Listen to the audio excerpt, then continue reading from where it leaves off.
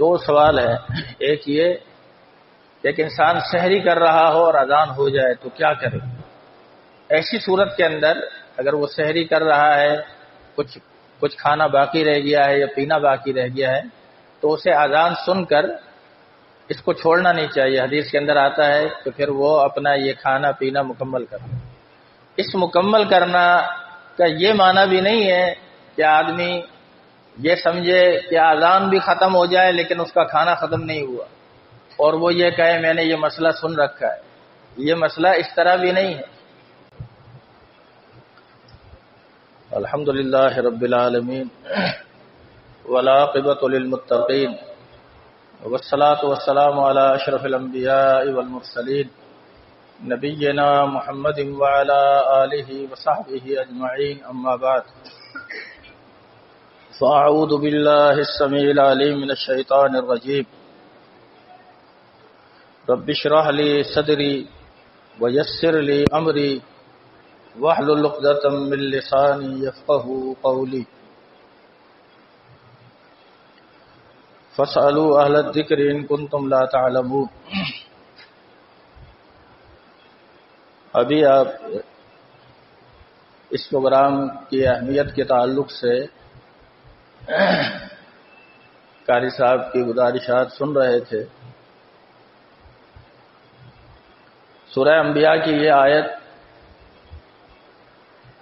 کہ فاسألوا اہل الذکر، اہل ذکر سے سوال کرو، یعنی جن کے پاس کتاب و سنت کا علم ہے ان سے پوچھو.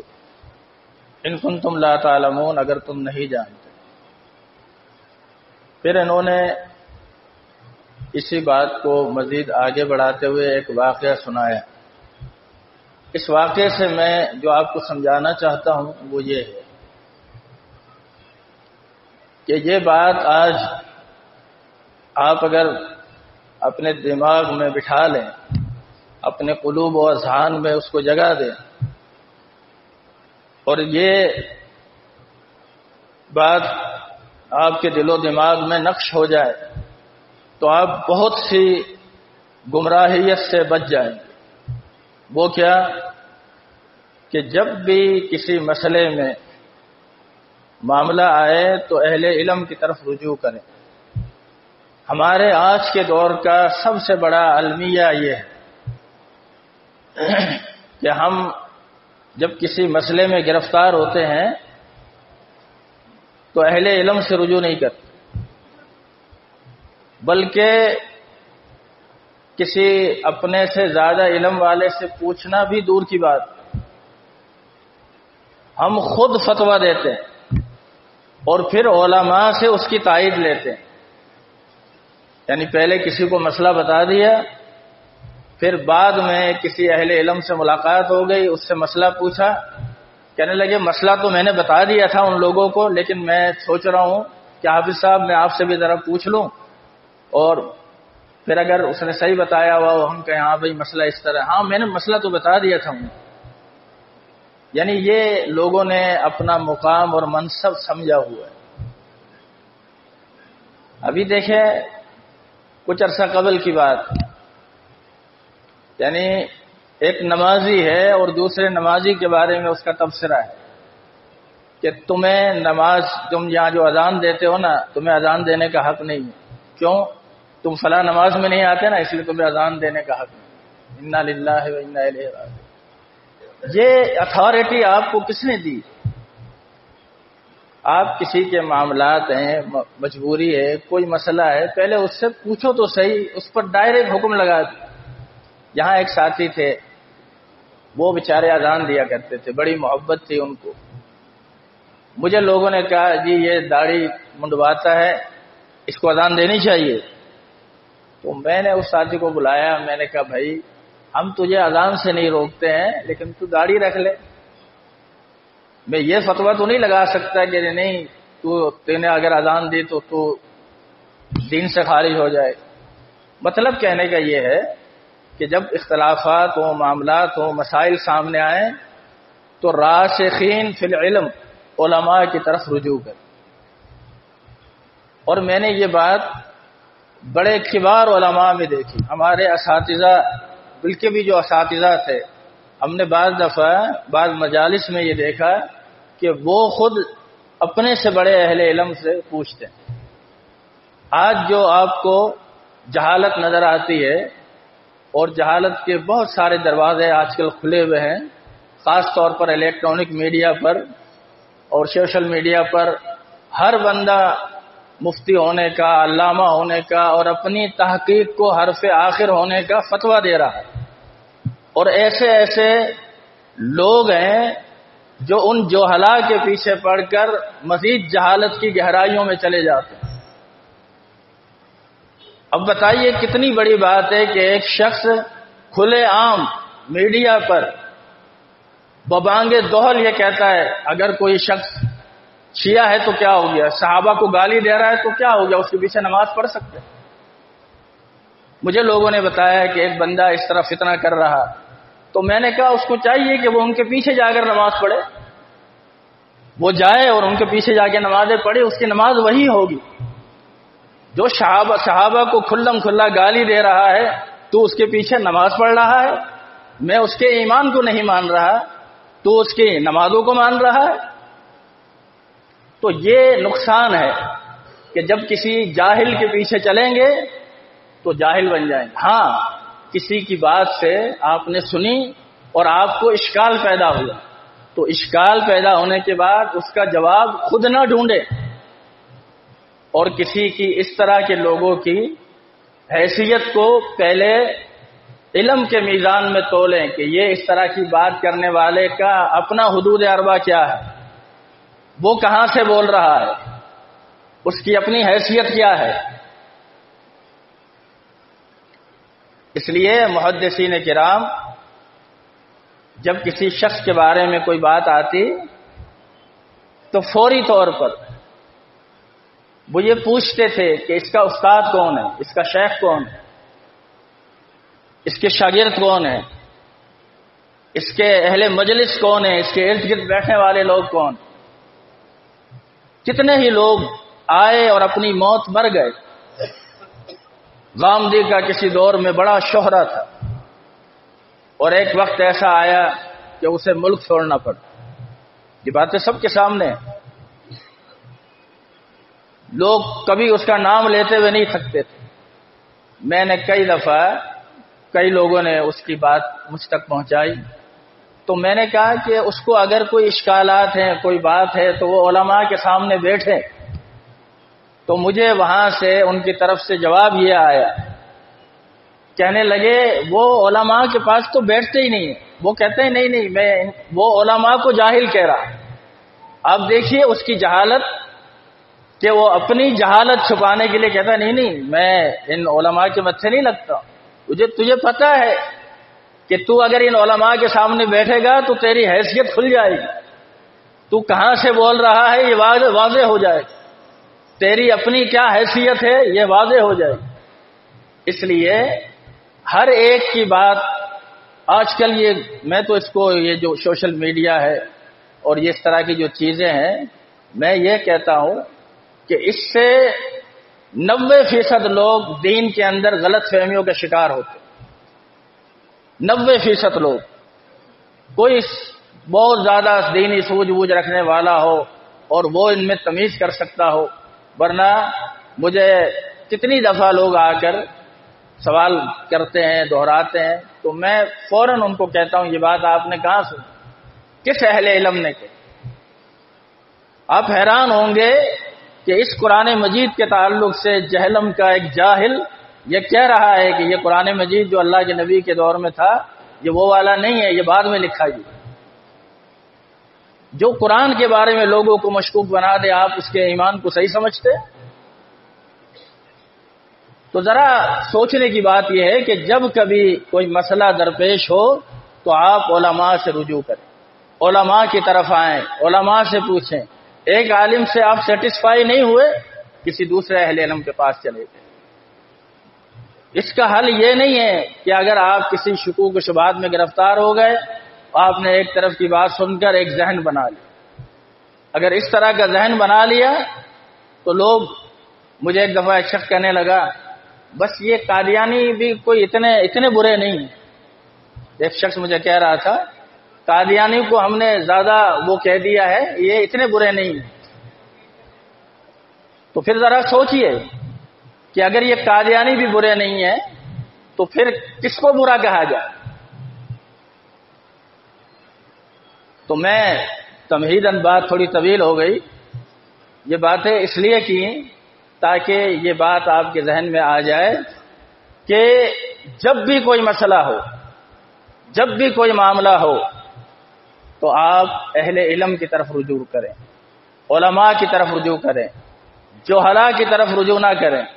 جاہل خود بھی گمراہ ہے اور آپ کو بھی گمراہ کرے گا، اور آپ اس کی گمراہیت سے بچ نہیں سکتے۔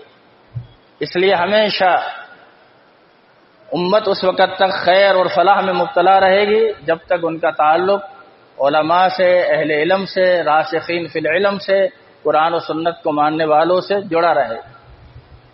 یہ سوال تھا کہ رمضان کے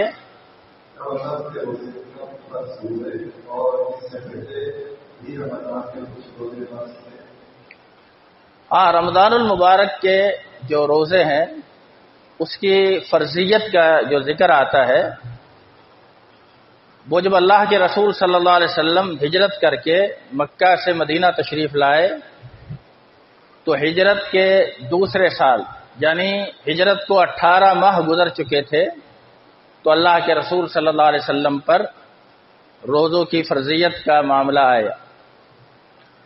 اس سے پہلے سابقہ امتوں پر روزوں کی فرضیت کا ثبوت تو قرآن کی اسی آیت میں ہے جس میں روزوں کی فرضیت کا ذکر ہے، لیکن کہتے ہیں کہ اس کی تعداد زیادہ تھی، پھر گھٹتے گھٹتے ان میں ایک روزہ رہ گیا تھا جس کو ہم عاشورہ کا روزہ کہتے ہیں، 10 محرم کا۔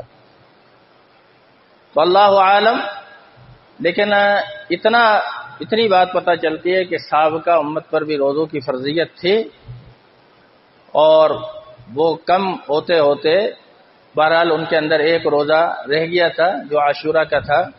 اور رمضان کے روزوں کی فرضیت جب آپ ہجرت کر کے یہاں سے تشریف مکہ سے مدینہ تشریف لے گئے تو ہجرت کے 18 ماہ بعد، یعنی ہجرت کو دوسرا سال شروع ہوا، تب روزوں کی فرضیت ہوئی، اور پھر اس کے اندر احکامات آتے رہے، قرآن مجید نازل ہوتا رہا۔ تو ایک پورے مہینے کے روزوں کی فرضیت ہے۔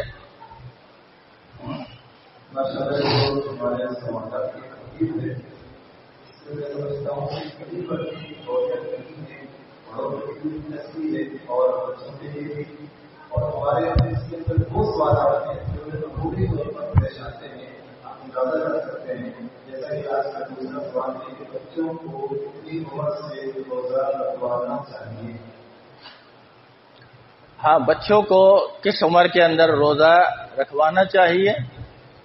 دیکھیے، روزوں کی جو فرضیت ہے وہ بلوغت پر ہی ہے، اس لیے ایک ہے بچوں کو روزے رکھوانے کی پریکٹس کروانا اور تلقین کرنا، اور ایک ہے اس کی فرضیت۔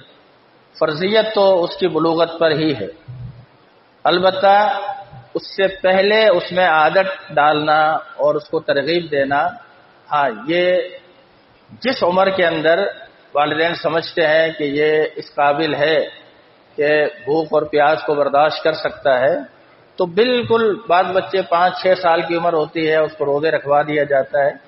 ایسا بھی نہیں کرنا چاہیے، کم از کم اس کی عمر، جیسا کہ حدیث میں آتا ہے کہ 7 سال کی عمر ہو تو اس کو نماز کی تلقین کریں، اور 10 سال کا ہو جائے تو اس کو ڈانٹ ڈپٹ کر بھی نماز پڑھائیں، حالانکہ 10 سال کی عمر بھی اس کی فرضیت کی نہیں ہے۔ تو اس سے یہ پتہ سمجھ میں آتا ہے کہ کم از کم اس کی عمر، یعنی اگر اس کو عادت ڈالنی ہے تو کم از کم 10 سال کی عمر کے اندر اس کو کبھی کچھ روزے رکھوائیں، تاکہ آئندہ جب فرضیت کا معاملہ آ جائے تو اس پر یہ چیز دشوار نہ گزرے، اس پر یہ چیز گرا نہ گزرے، اور وہ آرام سے اس کو رکھ سکے۔ ایسے ہی دیگر چیزوں کے معاملات ہیں، نماز کے معاملہ بھی ایسا ہی ہے۔ بچی کے بارے میں لوگ پوچھتے ہیں کہ اس کو پردہ کب سے کروانا چاہیے، تو پردے کے لیے بھی اس کی بلوغت شرط ہے، لیکن ظاہر ہے اگر ایک بچی بالغ ہو جائے اور اس وقت اس سے پہلے وہ پردہ نہ کرتی ہو تو تو بلوغت کے بعد جب آپ اس کو پردے کا کہیں گے والدین تو اس پر دشوار ہو جائے. تو اس کی عادت اور اس کا ذہن بنانے کے لیے مثلا اس کی عمر 11-12 سال ہو گئی تو اس کو اس کی تلقین کی تاکہ بلوغت کے بعد یہ معاملات اس پر آسان ہو. آج کی لڑکی کا تیسرا سوال ہے کہ اگر سہری میں عام ہے تو کیا ہے روزہ چھوڑ دیا جائے یا بغیر ساتھی کے روزہ رکھنا چاہیے؟ ہاں، عام طور پر رمضان کے روزوں کے تعلق سے یہ تو ہر شخص کا، ہر مسلمان کا جو روزہ رکھتا ہے یہ ذہن ہوتا ہے کہ میں روزے رکھوں گا. اگر کبھی کسی کی آنکھ تقدیر الہی سے نہ کھلے تو اس کا ذہن تو ہے، رات کو سونے سے پہلے اس کا ذہن تو ہے کہ میں نے روزہ رکھنا ہے. اس کے ساتھ کوئی مسئلہ، کوئی عارضہ، کوئی بیماری، ایسی کوئی چیز نہیں ہے. اور اگر آنکھ نہیں کھلی تو پھر وہ بغیر سحری کے روزہ رکھتا ہے تو رکھ سکتا ہے، اس میں کوئی حرج نہیں ہے، اس کا وہ روزہ کاؤنٹ ہوگا انشاءاللہ. جان بوجھ کر سحری نہ کرنا یہ یہود کی علامت ہے. اس لیے اگر کسی کی آنکھ کھل جائے اور اس کو کھانے کی طلب نہ ہو تو اس کو چاہیے کہ وہ تھوڑا سا پانی پی لے، ایک کھجور ہی کھا لے تاکہ یہودیوں کی مخالفت ہو جائے. اللہ کے رسول صلی اللہ علیہ وسلم نے فرمایا کہ فصل ما بین صیامنا و صیام اہل الکتاب، ہمارے اور اہل کتاب کے روزوں کے درمیان یہ فرق ہے کہ یہود جو ہے وہ سحری نہیں کرتے اور ہم سحری کرتے ہیں، تو یہ فرق ہے. آج کے سوال کے لیے شرط ہے یا وقت شرط ہے اور مسجد مساجد سے اذان کی آواز آئے تو کس طرح صحیح وقت تعلیم کی؟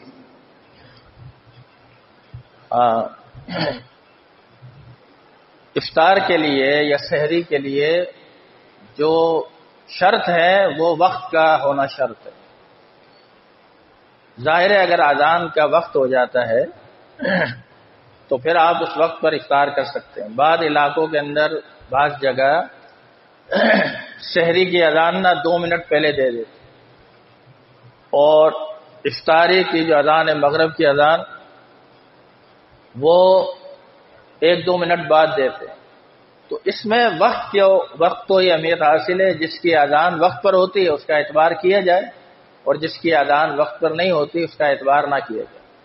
جو سحری کی اذان جو ہے وہ وقت سے کچھ دیر پہلے یعنی دے دیتے ہیں، ان سے پوچھا گیا تو وہ کہتے ہیں ہم احتیاطاً ایسا کرتے ہیں. یہ احتیاط نہیں ہے، یہ احتیاط کے نام پر شک کو داخل کیا جا رہا ہے جس کی شرعاً کوئی گنجائش ہے. اور اسی طرح کوئی اگر افطار کا مسئلہ آ جائے تو ٹائم تو ہو گیا ہے لیکن 1-2 منٹ لیٹ کر کے اس طرح کرنا اور کہنا کہ ہم احتیاطاً ایسا کرتے ہیں، یہ بھی غلط ہے. یہ احتیاط نہیں ہے، یہ احتیاط کے نام پر شک کو داخل کرنا کہ ایسا تو معاملہ ٹھیک ہے لیکن کیا پتہ غلطی ہو گئی. تو اس طرح شکوک و شبہات میں نہیں پڑنا چاہیے. اس لیے معتبر اس میں وقت کا ہی معاملہ ہے. اور اس کو آپ اس طرح بھی سمجھ سکتے ہیں کہ اگر کوئی شخص کسی کو باہر ملکوں میں جانے کا اتفاق ہوا ہو، کیونکہ میں بہت عرصہ برطانیہ جاتا رہا، برطانیہ میں، امریکہ میں، کینیڈا میں مساجد کی اذان مسجد سے باہر الاؤ نہیں. وہاں اکثر مسلمان جو روزہ رکھتے ہیں پھر انہوں نے اپنے گھر کے اندر کیلنڈر رکھے ہوئے ہوتے ہیں اور وہ وقت پر افطار کرتے ہیں، وقت پر سحری کرتے ہیں. تو وقت کا اعتبار کیا جائے گا، اذان کا ہونا یہ ضروری ہے. اور آج کا جو 5واں سوال ہے میں تمام ساتھیوں سے گزارش کروں گا کہ یہ سوال کا جواب سننے کے بعد اور امید کرتا ہوں کہ آپ اس کے اوپر ضرور عمل کریں گے کیونکہ یہ ایک طرح کا معمول بن چکا ہے. سوال کیا ہے کہ سحری کے دوران اذان ہو جائے تو کیا کیا جائے؟ اور اکثر لوگوں کا معمول ہوتا ہے کہ وہ فجر کی اذان سن کر ہی پانی پیتے ہیں. اور میں سے یہ دعویٰ کرتا ہوں کہ دلی کی جہاں بہت ساری ذمہ داریاں ہوتی ہیں، سحری کا کھانا تیار کرنا، اس میں ایک ذمہ داری یہ شامل کی جاتی ہے سونے لگا ہوں جیسے اذان شروع ہو تو مجھے اٹھا دینا اور پیادہ رکھ دینا برابر میں پانی بھی ضرورت پی سکوں. یہ دلی کو پڑ رہا ہے. یہ 2 سوال ہیں.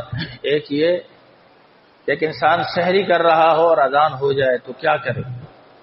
ایسی صورت کے اندر اگر وہ سحری کر رہا ہے، کچھ کھانا باقی رہ گیا ہے یا پینا باقی رہ گیا ہے، تو اسے اذان سن کر اس کو چھوڑنا نہیں چاہیے۔ حدیث کے اندر آتا ہے کہ پھر وہ اپنا یہ کھانا پینا مکمل کرے۔ اس مکمل کرنا کا یہ معنی بھی نہیں ہے کہ آدمی یہ سمجھے کہ اذان بھی ختم ہو جائے لیکن اس کا کھانا ختم نہیں ہوا، اور وہ یہ کہے میں نے یہ مسئلہ سن رکھا ہے۔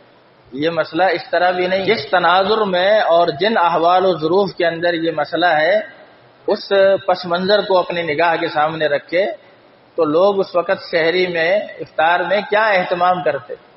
دودھ ہوتا تھا، پانی ہوتا تھا، کھجور ہوتی تھی، یہ ان کا عام گزران ہوتا تھا۔ اس طرح کی اگر کچھ چیزیں یا دو چار لقمے کسی کے رہ گئے ہیں اور وہ کھا کر پانی پی لیتا ہے تو اتنی گنجائش ہے۔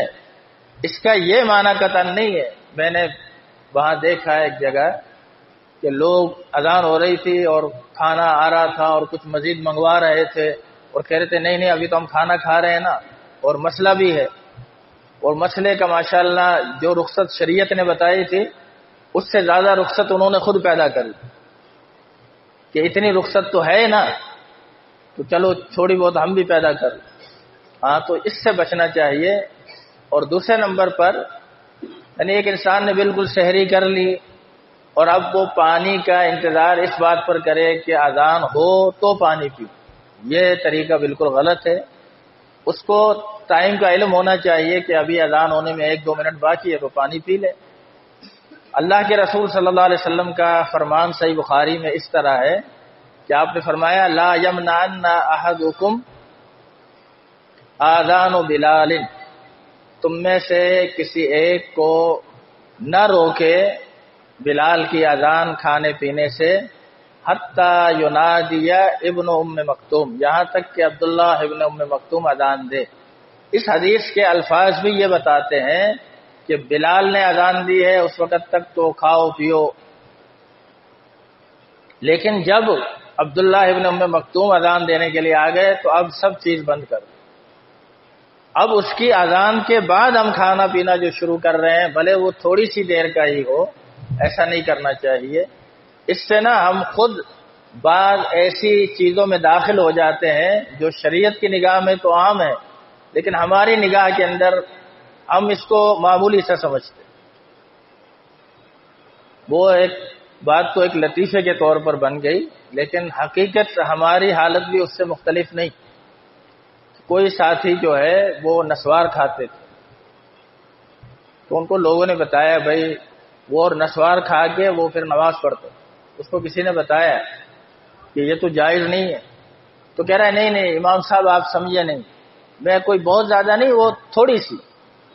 اس کو بتایا گیا بھائی یہ تھوڑی سی بھی جائز نہیں، کہتا نہیں آپ سمجھے نہیں، بالکل معمولی سی۔ اس کا مطلب یہ تھا کہ اس نے کسی طرح یہ سننا تھا کہ اچھا اتنی سی ہے تو کوئی بات نہیں۔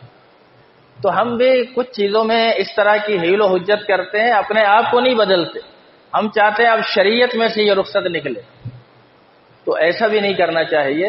شریعت میں جہاں تک رخصت ہے وہیں تک رخصت کو رکھے۔ ایک دفعہ میں بارش کے دن تھے، کور روڈ پہ نماز پڑھی، ظہر اثر ہم نے جمع کر کے پڑھی۔ ایک صاحب باہر نکلے، کہنے لگے شیخ صاحب اتنی بارش ہو رہی ہے، یہ مغرب عشاء بھی نہ پڑھ لیں۔ میں نے کہا نہیں ابھی شریعت میں اتنی رخصت تو نہیں پیدا ہوئی اور ابھی ہو بھی نہیں سکتی ہے، لہٰذا وہ جتنی ہے اتنی ہی رکھے۔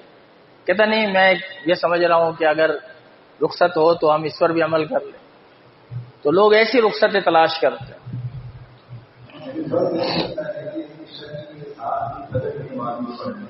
ہاں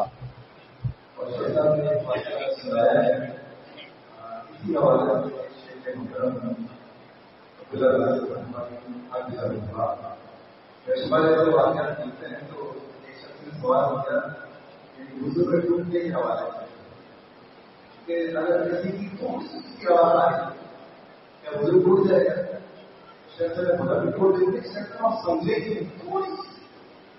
اتنا زور لگا رہا ہے کہ کو قائل کرنا چاہتے ہیں کہ وہ سب ہو جائے کی ایسا لگتا تو باہر کرنا پڑے، وہ بات آ گئی کہ شیطان آپ سمجھے گی چاہتا تھا مجھے رخصت کے شیخ صاحب نے جہاں تک بہفا کی بات کافی شکر ہے کہ تم زور سے بھی ہوا خارج کرو گے تمہارا وضو بالکل ہی ٹوٹے گا.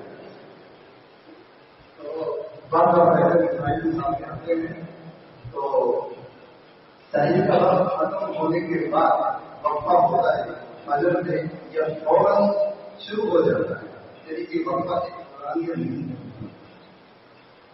اس سوال سے جو میں سمجھ رہا ہوں وہ یہ ہے کہ کچھ جگہ ہے نا, کچھ لوگوں میں ایک یہ ذہن ہے کہ ایک سحری کا ایک وقت متعین ہے, وہ ختم ہو جائے اور اس کے بعد پھر فجر کی اذان کے اور سحری کے وقت کے ختم ہونے کے درمیان بھی کچھ ٹائم ہے. نہیں, ایسا کوئی مسئلہ نہیں ہے. جیسے ہی جب سحری کا وقت ختم ہو جائے گا تو فجر کی اذان کا وقت شروع ہو جائے گا. اور دلیل میں نے ابھی جو حدیث پڑھی ہے جس میں اللہ کے نبی صلی اللہ علیہ وسلم نے فرمایا کہ لا یمنعن احدکم, تم میں سے کسی ایک کو, احدکم تم میں سے کسی ایک کو نہ روکے اذان کی بلال کھانے پینے سے یہاں تک کہ عبداللہ ابن ام مکتوم اذان دے. یعنی جب پہلے انہوں نے اذان دی تھی اس وقت تک کھاتے پیتے رہنا ہے. کب تک کھاتے پیتے رہنا ہے؟ جب تک عبداللہ ابن ام مکتوم اذان نہ دے. اس سے پتہ چلتا ہے کہ درمیان میں اس طرح کا کوئی وقفہ یا وقت, چاہے وہ 5 منٹ کا ہو یا 10 منٹ کا ہو یا 7 منٹ کا ہو, ایسا کوئی ٹائم نہیں. آج والے کے بچے کی پیدائش کی وجہ سے اگر کوئی اسلام کے روزے تو کیا فدیہ دینا کافی ہوگا یا روزوں کی قضا کی ہے؟ جو خواتین جو ہیں بچوں کو دودھ پلانے کے سبب سے یا حالت حمل کی وجہ سے اس کے روزے رہ جاتے ہیں تو اس خاتون کو شرعی اعتبار سے یہ نہیں ہے کہ وہ فدیہ دے دے, بلکہ اس کو اس کے روزے جو ہیں فعدۃ من ایام اخر, اس کو بقیہ دنوں کے اندر اس کے روزے رکھنے پڑیں گے, کفارہ دینا پڑے گا. اور کفارہ یہی ہے کہ اس کو رکھے. فدیہ اس صورت میں بدل نہیں ہو سکتا. عورت اگر شرعی عذر کی بنا پر روزہ نہ رکھ سکے تو کب تک وہ قضا کر سکتی ہے؟ عورت شرعی عذر کی بنیاد پر روزے نہ رکھ سکے تو فعدۃ من ایام اخر کے جو الفاظ ہیں کہ پھر وہ بقیہ دنوں کے اندر اس کی قضا کرے. اس کا مفہوم یہی ہے کہ وہ جب بھی قضا کر سکتی ہے, 2 سال بعد, 3 سال بعد, 4 سال بعد, اس کے ذمے وہ قضا ہے, اس کو وہ قضا ادا کرنی چاہیے. آج کا رمضان کا ایک روزہ اگر کوئی شخص جان بوجھ کر چھوڑ دے تو ساری زندگی کے روزے اس کا کفارہ نہیں بن سکتے. یہ حدیث یا یہ قول درست ہے؟ یہ صحیح بخاری کے اندر کتاب الصوم کے اندر مذکور تو ہے لیکن اس کی سند نہیں ہے اس بات کی. اور پھر ان میں فرق ہے, 2 باتیں ہیں. ایک یہ ہے کہ کوئی شخص رمضان کے روزے کو جان بوجھ کر چھوڑ دے تو پھر بقیہ ساری زندگی اگر وہ رکھے تو اس کا وہ ثواب اسے نہیں مل سکتا. اور ایک یہ ہے کہ بقیہ ساری زندگی وہ رکھے, اس کا کفارہ نہیں ہو سکتا. ان دونوں میں فرق ہے. ہاں, یہ بات صحیح ہے کہ اس کے ذمے ایک ہی روزے کی قضا آئے گی جو اس نے جان بوجھ کر چھوڑا ہے. اس کو وہ روزہ رکھنا چاہیے اور اللہ سے معافی مانگنی چاہیے, استغفار کرنا چاہیے. باقی جو ثواب کی جو معاملات ہوتے ہیں نا, وہ ہر ایک کا جو چیز کا ایک وقت ہے نا, وہ وقت گزر جائے تو پھر وہ چیز حاصل نہیں ہوتی. اس کو اس بات سے سمجھیں. مثال کے طور پر آپ نماز میں آتے ہیں, نماز کے اندر امام سجدے میں ہے, آپ وضو کر کے آئے اور آپ یہ کہتے ہیں کہ ابھی امام صاحب کھڑے ہوں گے نا میں مل جاؤں گا, اور ایک آدمی آیا اور آ کر فوراً سجدے میں چلا گیا. جو فوراً سجدے میں چلا گیا ہے اس کی نیت یہ ہے کہ میں سجدے میں جا کر اگر ایک دفعہ بھی کہہ سکا اللہم اغفر لی، اللہ مجھے بخش دے، تو امام ترمذی فرماتے ہیں کہ ممکن ہے اس کی زبان سے یہ جو کلمہ نکلا ہے اسی میں اللہ اس کی مغفرت کر، ایک نے مغفرت کے اس چاند کو ضائع کر دیا، اس کو واپس نہیں مل سکتا، اور ایک کے پاس یہ موقع آیا اور اس نے اس کو پا لیا۔ تو یہ معاملات اس طرح کے کہ رمضان کے روزوں کو اہمیت نہ دینا اور جان بوجھ کر ترک کر دینا، پھر وہ ثواب پانے کی کوئی آدمی کوشش کرے، اس ثواب کا پانا الگ بات ہے اور اس کی قضا کا مسئلہ الگ ہے۔ آج کا سوال ہے کہ روزے کی حالت میں گالی دینے سے وضو اور روزہ ٹوٹ جاتا ہے؟ روزے کی حالت میں اچھا دیکھیے، گالی دینا یہ گناہ ہے۔ روایت کے اندر صحیح مسلم میں ہے کہ سباب المسلم فسوق وقتالہ کفر، کہ مسلمان کو گالی دینا یہ فسق کا کام ہے، گناہ کا کام ہے۔ تو گالی دینے کا گناہ اپنی جگہ پر ہے، لیکن اس سے کسی کا روزہ نہیں ٹوٹتا۔ کوئی یہ سمجھے کہ گالی دینے سے اس کا روزہ ٹوٹ گیا ہے، ہاں وہ گناہ ہے، اس کے ثواب میں کمی آ جائے گی، اس کے روزے کی جو ایک حیثیت تھی اس میں کمی آ جائے گی، لیکن ایسا نہیں ہے کہ سرے سے اس کا روزہ ہی نہیں ہوا۔ ہاں شریعت نے اس بات سے بہت زیادہ روکا ہے۔ ایک حدیث جو اس بارے میں صراحت کے ساتھ صحیح بخاری میں صحیح مسلم میں ہے، آپ نے فرمایا کہ من لم یدع قول الزور، جو جھوٹی باتوں کو ترک نہیں کرتا، من لم یدع قول الزور والعمل به فلیس للہ حاجۃ فی ان یدع طعامہ وشرابہ۔ اس سے پتہ چلتا ہے کہ جھوٹ ہے، لغو ہے اور فسق و فجور کی باتیں ہیں، ان سے ایک روزے دار کو اجتناب کرنا چاہیے، یہی اس کے روزے کا کمال ہے اور یہی اس کے روزے کا حسن ہے۔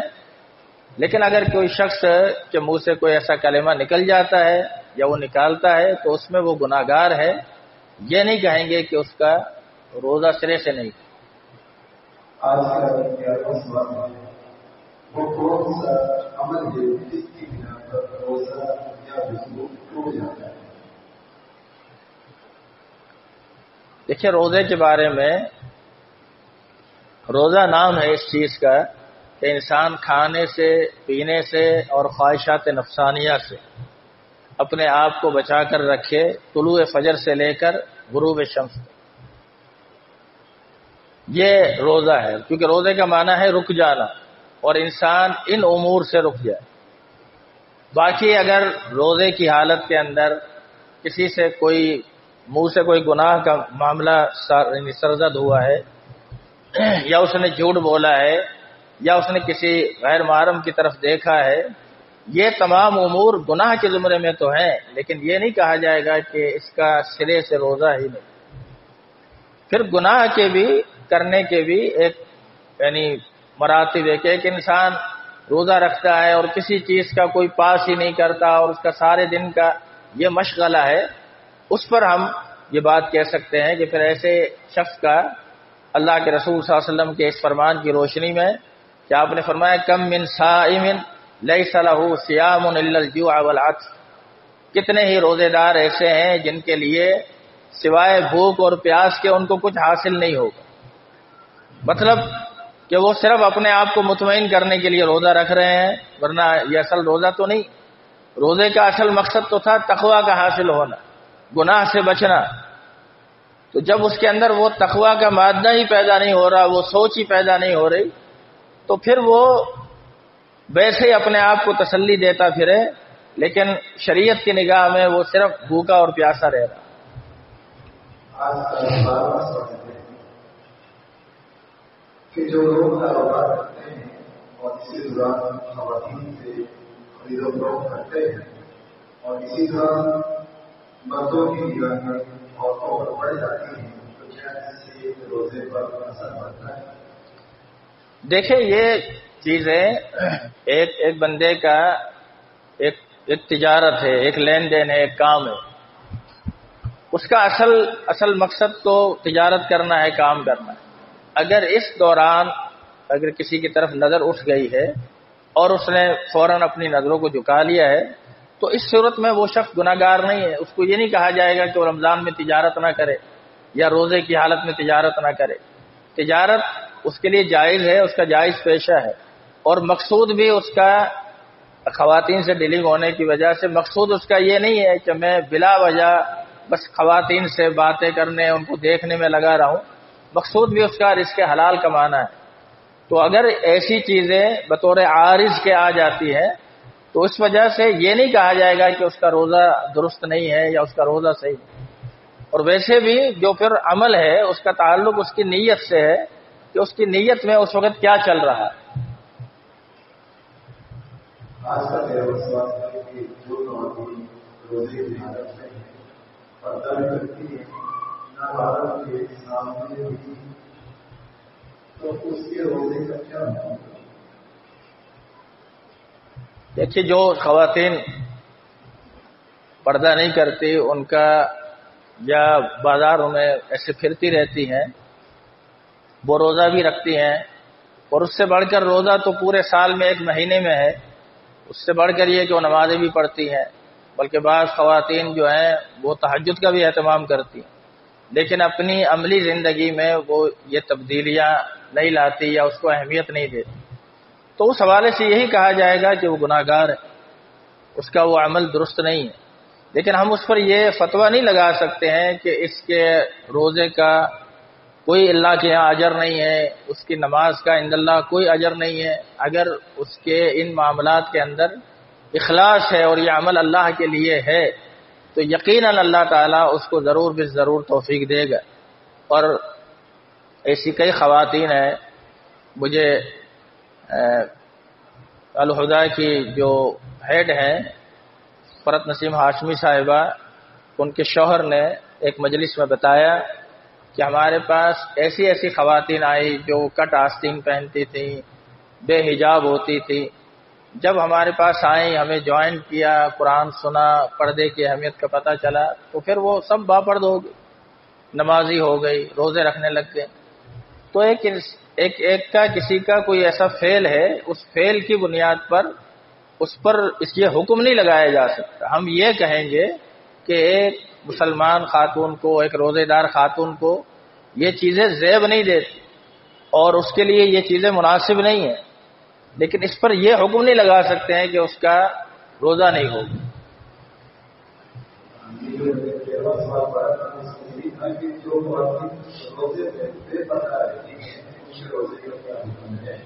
جواب آپ کو مل گیا، اور اسی طریقے سے آج کے سوال ہے کہ اگر روزے کی حالت میں انتظام ہو جائے تو اس کا کیا ہوگا؟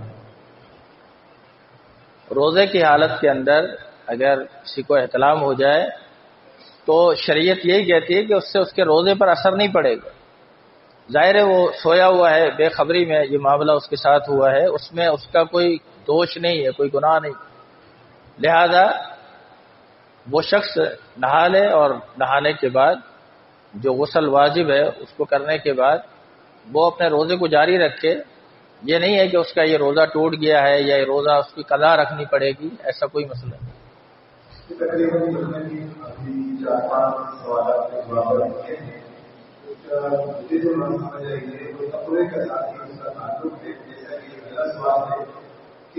جو نوجوان لڑکے روزے میں بھی نامحرم لڑکیوں سے گفتگو کرتے ہیں ان کا کیا ہوگا؟ بھائی دیکھیں، کسی سے کسی وجہ سے کسی کو بات کرنا پڑ جائے، کوئی ضروری ہو یا کسی کا ایسا کام ہو تو صرف اس بنیاد پر یہ حکم نہیں لگایا جا سکتا۔ آپ اس طرح کے جو سوالات ذہنوں میں ابھرتے ہیں نا، اب ہماری گفتگو کسی اور طرف چلی جائے گی، اس میں معاملات جو ہے جو اس طرح کا ذہن بنتا ہے نا کہ یہ جو گناہ کر رہا ہے نا بس اس کی نماز نہیں، اس کا روزہ نہیں، اس کا فلاں نہیں، تو یہ سب خارجیت، یہ سارے امور جو ہے یہ خارجیت کی طرف لوگوں کو لے جاتے ہیں۔ ہم کسی پر اس تعلق سے اگر شریعت نے حکم نہ لگایا ہو تو ہم اس پر حکم نہیں لگائیں گے، ہم یہ کہیں گے کہ جو گناہ ہے وہ اپنی جگہ پر ہے. اب کئی لوگ کہتے ہیں جو آدمی سگریٹ پی رہا ہو یا پتی والا پان کھا رہا ہو تو وہ تو روزانہ دن میں کئی دفعہ گناہ کرتا ہے، تو اب وہ نماز پڑھتا ہو تو اس کی نماز ہوگی کہ نہیں ہوگی. اور کئی لوگ ڈائریکٹ فتویٰ لگا دیتے ہیں، اس سے پتی والا پان کھائے نا اور ہمیشہ کھاتا ہے، نہیں اس کی نماز نہیں. کسی نے کہا اس کا روزہ نہیں ہے، کسی نے کہا یہ جو ہے یہ تو بس خواہ خواہ عبادت کر رہا ہے. یہ سارے امور اپنی جگہ پر ہیں، گناہ ہے، لیکن اس سے ہم یہ حکم نہیں لگا سکتے ہیں کہ یہ عمل کرے تو اس کی ساری نیکیاں ضائع ہو گئی، برباد ہو گئی، اس کا یہ عمل کرنے کا کوئی فائدہ نہیں. ہاں اس کو واعظ و نصیحت کریں، سمجھائیں. نہ جانے اللہ تعالی کس بندے کو کس وقت ہدایت دے. اسی مسجد کے ایک نمازی تھے، وہ ابھی بھی زندہ ہے، اور دوسرے بھی اسی مسجد کے نمازی تھے. وہ دونوں باہر نکلے مسجد سے تراویح پڑھ کے، تو ایک ساتھی کی عادت تھی کوئی پتی والا پان وان کھانے کی. اس نے وہ پتی والا پان ڈالا اپنے منہ میں. دوسرے نے اس کو کہا بھائی یہ مبارک مہینہ ہے اور تم یہاں مسجد میں آتے ہو، تراویح پڑھتے ہو، تو تم اپنی نیکیاں بڑھانے کے لیے آتے ہو، تو کیوں ایسے کام کرتے ہو جس سے تم گناہ میں داخل ہو جاؤ. وہ بات بہرحال اس کے دل پر لگی، اس نے اس دن سے عزم کر لیا اور چھوڑ دیا. جس نے نصیحت کی تھی وہ آج اس دنیا میں نہیں ہے، فوت ہو گیا بیچارہ. لیکن میں نے جب اس بندے میں تبدیلی دیکھی تو میں نے اس کو پوچھا تو اس نے بتایا وہ فلاں ساتھی نے اس طرح مجھے نصیحت کی. نصیحت کرنا چاہیے، نہ جانے کس وقت اللہ تعالیٰ اس کو سمجھ دے. تو یہ بات جو شیخ صاحب نے بھی آپ کے سامنے رکھی ہے، یہ بڑے پیارے انداز سے سمجھایا ہے. اگر کسی شخص کی گاڑی نہیں ہے تو اس کو بندہ پیار سے کہہ سکتے ہیں اتنا اچھا انسان ہے، ماشاء اللہ نمازیں پڑھتا ہے، لوگوں کے ساتھ آپ کا تعلق اچھا ہے، خاص کر آپ گاڑی میں تو کیا فرق ہے. لیکن ہم کیا کہتے ہیں اور ایسے لوگوں کو ہم نے دیکھا دیکھو گاڑی میں یہ ہوتی جا رہا ہے، اچھا نمازیں پڑھنے والے پڑھنے والے آپ یہ ہوتی آپ نہیں کرتے. کیا میرا سوال ہے ہمارے قریب آئے گئے ہم سے تو سب آپ کو یہ بات بتا دوں کہ ہمارا آج کا یہ پروگرام ملا نہیں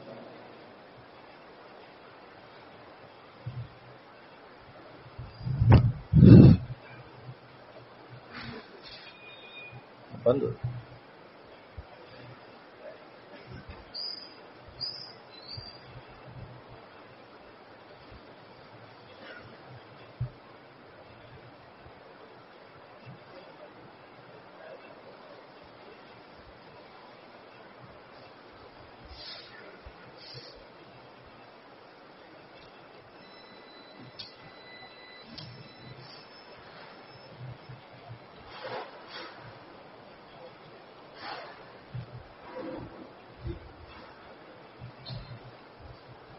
ہمارا آج کا پروگرام یہ دو حصوں کا مشتمل ہے. پہلے حصے کے اندر آپ لوگ سوالات ان کے جوابات سن رہے ہیں کہ روزے کے حوالے سے، شادی کے حوالے سے، تعلیم کے حوالے سے. تو یہ سلسلہ ہمارے انشاءاللہ 8:15 تک جاری رہے گا اور 8:30 تک انشاءاللہ 9 بجے تک چلے. دوسرا حصہ ہے زکات کے حوالے سے، کیونکہ اکثر لوگ ماہ رمضان کے اندر اپنے مال کی زکات نکالتے ہیں. تو انشاءاللہ کے دوسرے حصے میں زکات کے حوالے سے سوالات کے جوابات دیے جائیں گے. اور مجھے بڑی خوشی ہو رہی ہے کہ ماشاءاللہ ہمارے ساتھی بڑے ڈسپلن کے ساتھ اور توجہ کے ساتھ یہ پروگرام سن رہے ہیں. اللہ تعالیٰ آپ کا بیٹھنا قبول و منظور فرمائے. یہ بڑا اہم سوال ہے کہ آج کا کس سوال پڑھ رہا ہوں کس میں یہ تھی کہ جو لوگ باہر سے آتے ہیں اور ان کے روزے بھی مکمل ہو چکے ہوتے ہیں، لیکن اس کے ملک میں ایک روزہ باقی ہے تو وہ اس کو رکھنا چاہیے یا نہیں؟ یہ سوال کی جو نوعیت ہے وہ کچھ اس طرح سے ہے کہ مثال کے طور پر ایک شخص سعودیہ گیا اور اس نے روزے وہیں شروع کیے اور آخری روزہ بھی اس نے وہیں رکھا، چاہے وہ 29 ہوئے یا 30 ہوئے. اب وہ روزے پورے کر کے جب پاکستان آیا عید اس نے یہاں کرنی تھی. جب یہاں آیا تو یہاں پر بھی ایک روزہ یعنی باقی تھا، یہاں ایک دن بعد میں شروع ہوا. تو ایسی صورت میں اس شخص کو کیا کرنا چاہیے؟ یہ والا روزہ اسے رکھنا چاہیے یا چھوڑ دینا چاہیے؟ اس پر تقریباً اہل علم کا موقف یہی ہے کہ شہر رمضان الذی انزل فیہ القرآن ھدی للناس وبینات من الہدی والفرقان فمن شہد منکم الشہر فلیصم. رمضان کے مہینے کے تعلق سے یہ تعارف کرایا گیا کہ اس میں قرآن مجید نازل ہوا، اور فرمایا جو تم میں سے اس مہینے کو پالے وہ اس کے روزے رکھے. تو اس آیت کریمہ سے یہی مفہوم اور یہی معنی لیا گیا کہ وہ یہاں آ جاتا ہے تو اس کو اس روزے کو رکھنا چاہیے. اگر وہاں 29 روزے رکھ کر آیا ہوگا تو یہ، اور وہاں 29 ہی ہوئے تھے، تو یہ یہاں پر اس کے لیے 30واں روزہ ہو جائے. اگر بالفرض وہاں 30 ہوئے تھے تو یہ ایک زائد روزہ ہو جائے گا، کیونکہ اب وہ یہاں عید تو نہیں کر سکتا، اور خالی رہنے سے بہتر ہے اس کے لیے کہ اس نص کے تقاضے کے تحت اسے چاہیے کہ وہ یہ روزہ رکھ لے. ہاں، ایک شخص سعودیہ کے اندر ہی یعنی کیا کہتے ہیں سارے روزے رکھتا ہے، اور اس نے عید کی نماز بھی سعودیہ میں ادا کی، پھر وہ پاکستان آ گیا اور ایک دن کے بجائے 2 دن کا فرق تھا. اب اس کو یہاں روزہ رکھنے کی ضرورت نہیں کیونکہ وہ عید بھی کر چکا ہے. یہ فرق ہے. تو یہ پچھلی مرتبہ کچھ ایسے معاملات ہوئے تھے تو کافی ڈسکس ہوئی، کئی لوگوں کے فون آتے رہے، تو میں نے اس موقع پر کئی فتاوی جات کا مطالعہ کیا اور اہل علم سے رجوع کیا. تو میری معلومات اس مسئلے میں یہی ہے جو میں نے آپ کے گوشت گزار کی.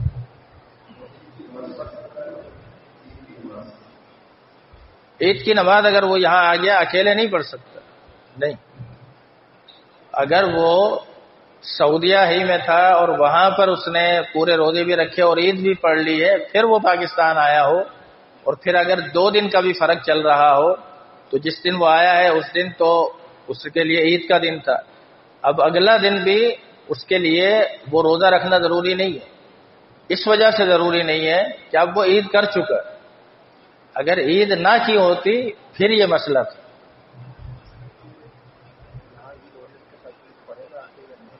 ہاں، جہاں ظاہر ہے جب وہ ایک روزہ رکھے گا تو اس کے بعد اگلے دن عید ہوگی تو وہ عید میں شامل ہوگا، عید پڑھے گا. عید وہ سعودیہ کے اعتبار سے کر کے اکیلا ہی عید پڑھ لے، یہ درست نہیں.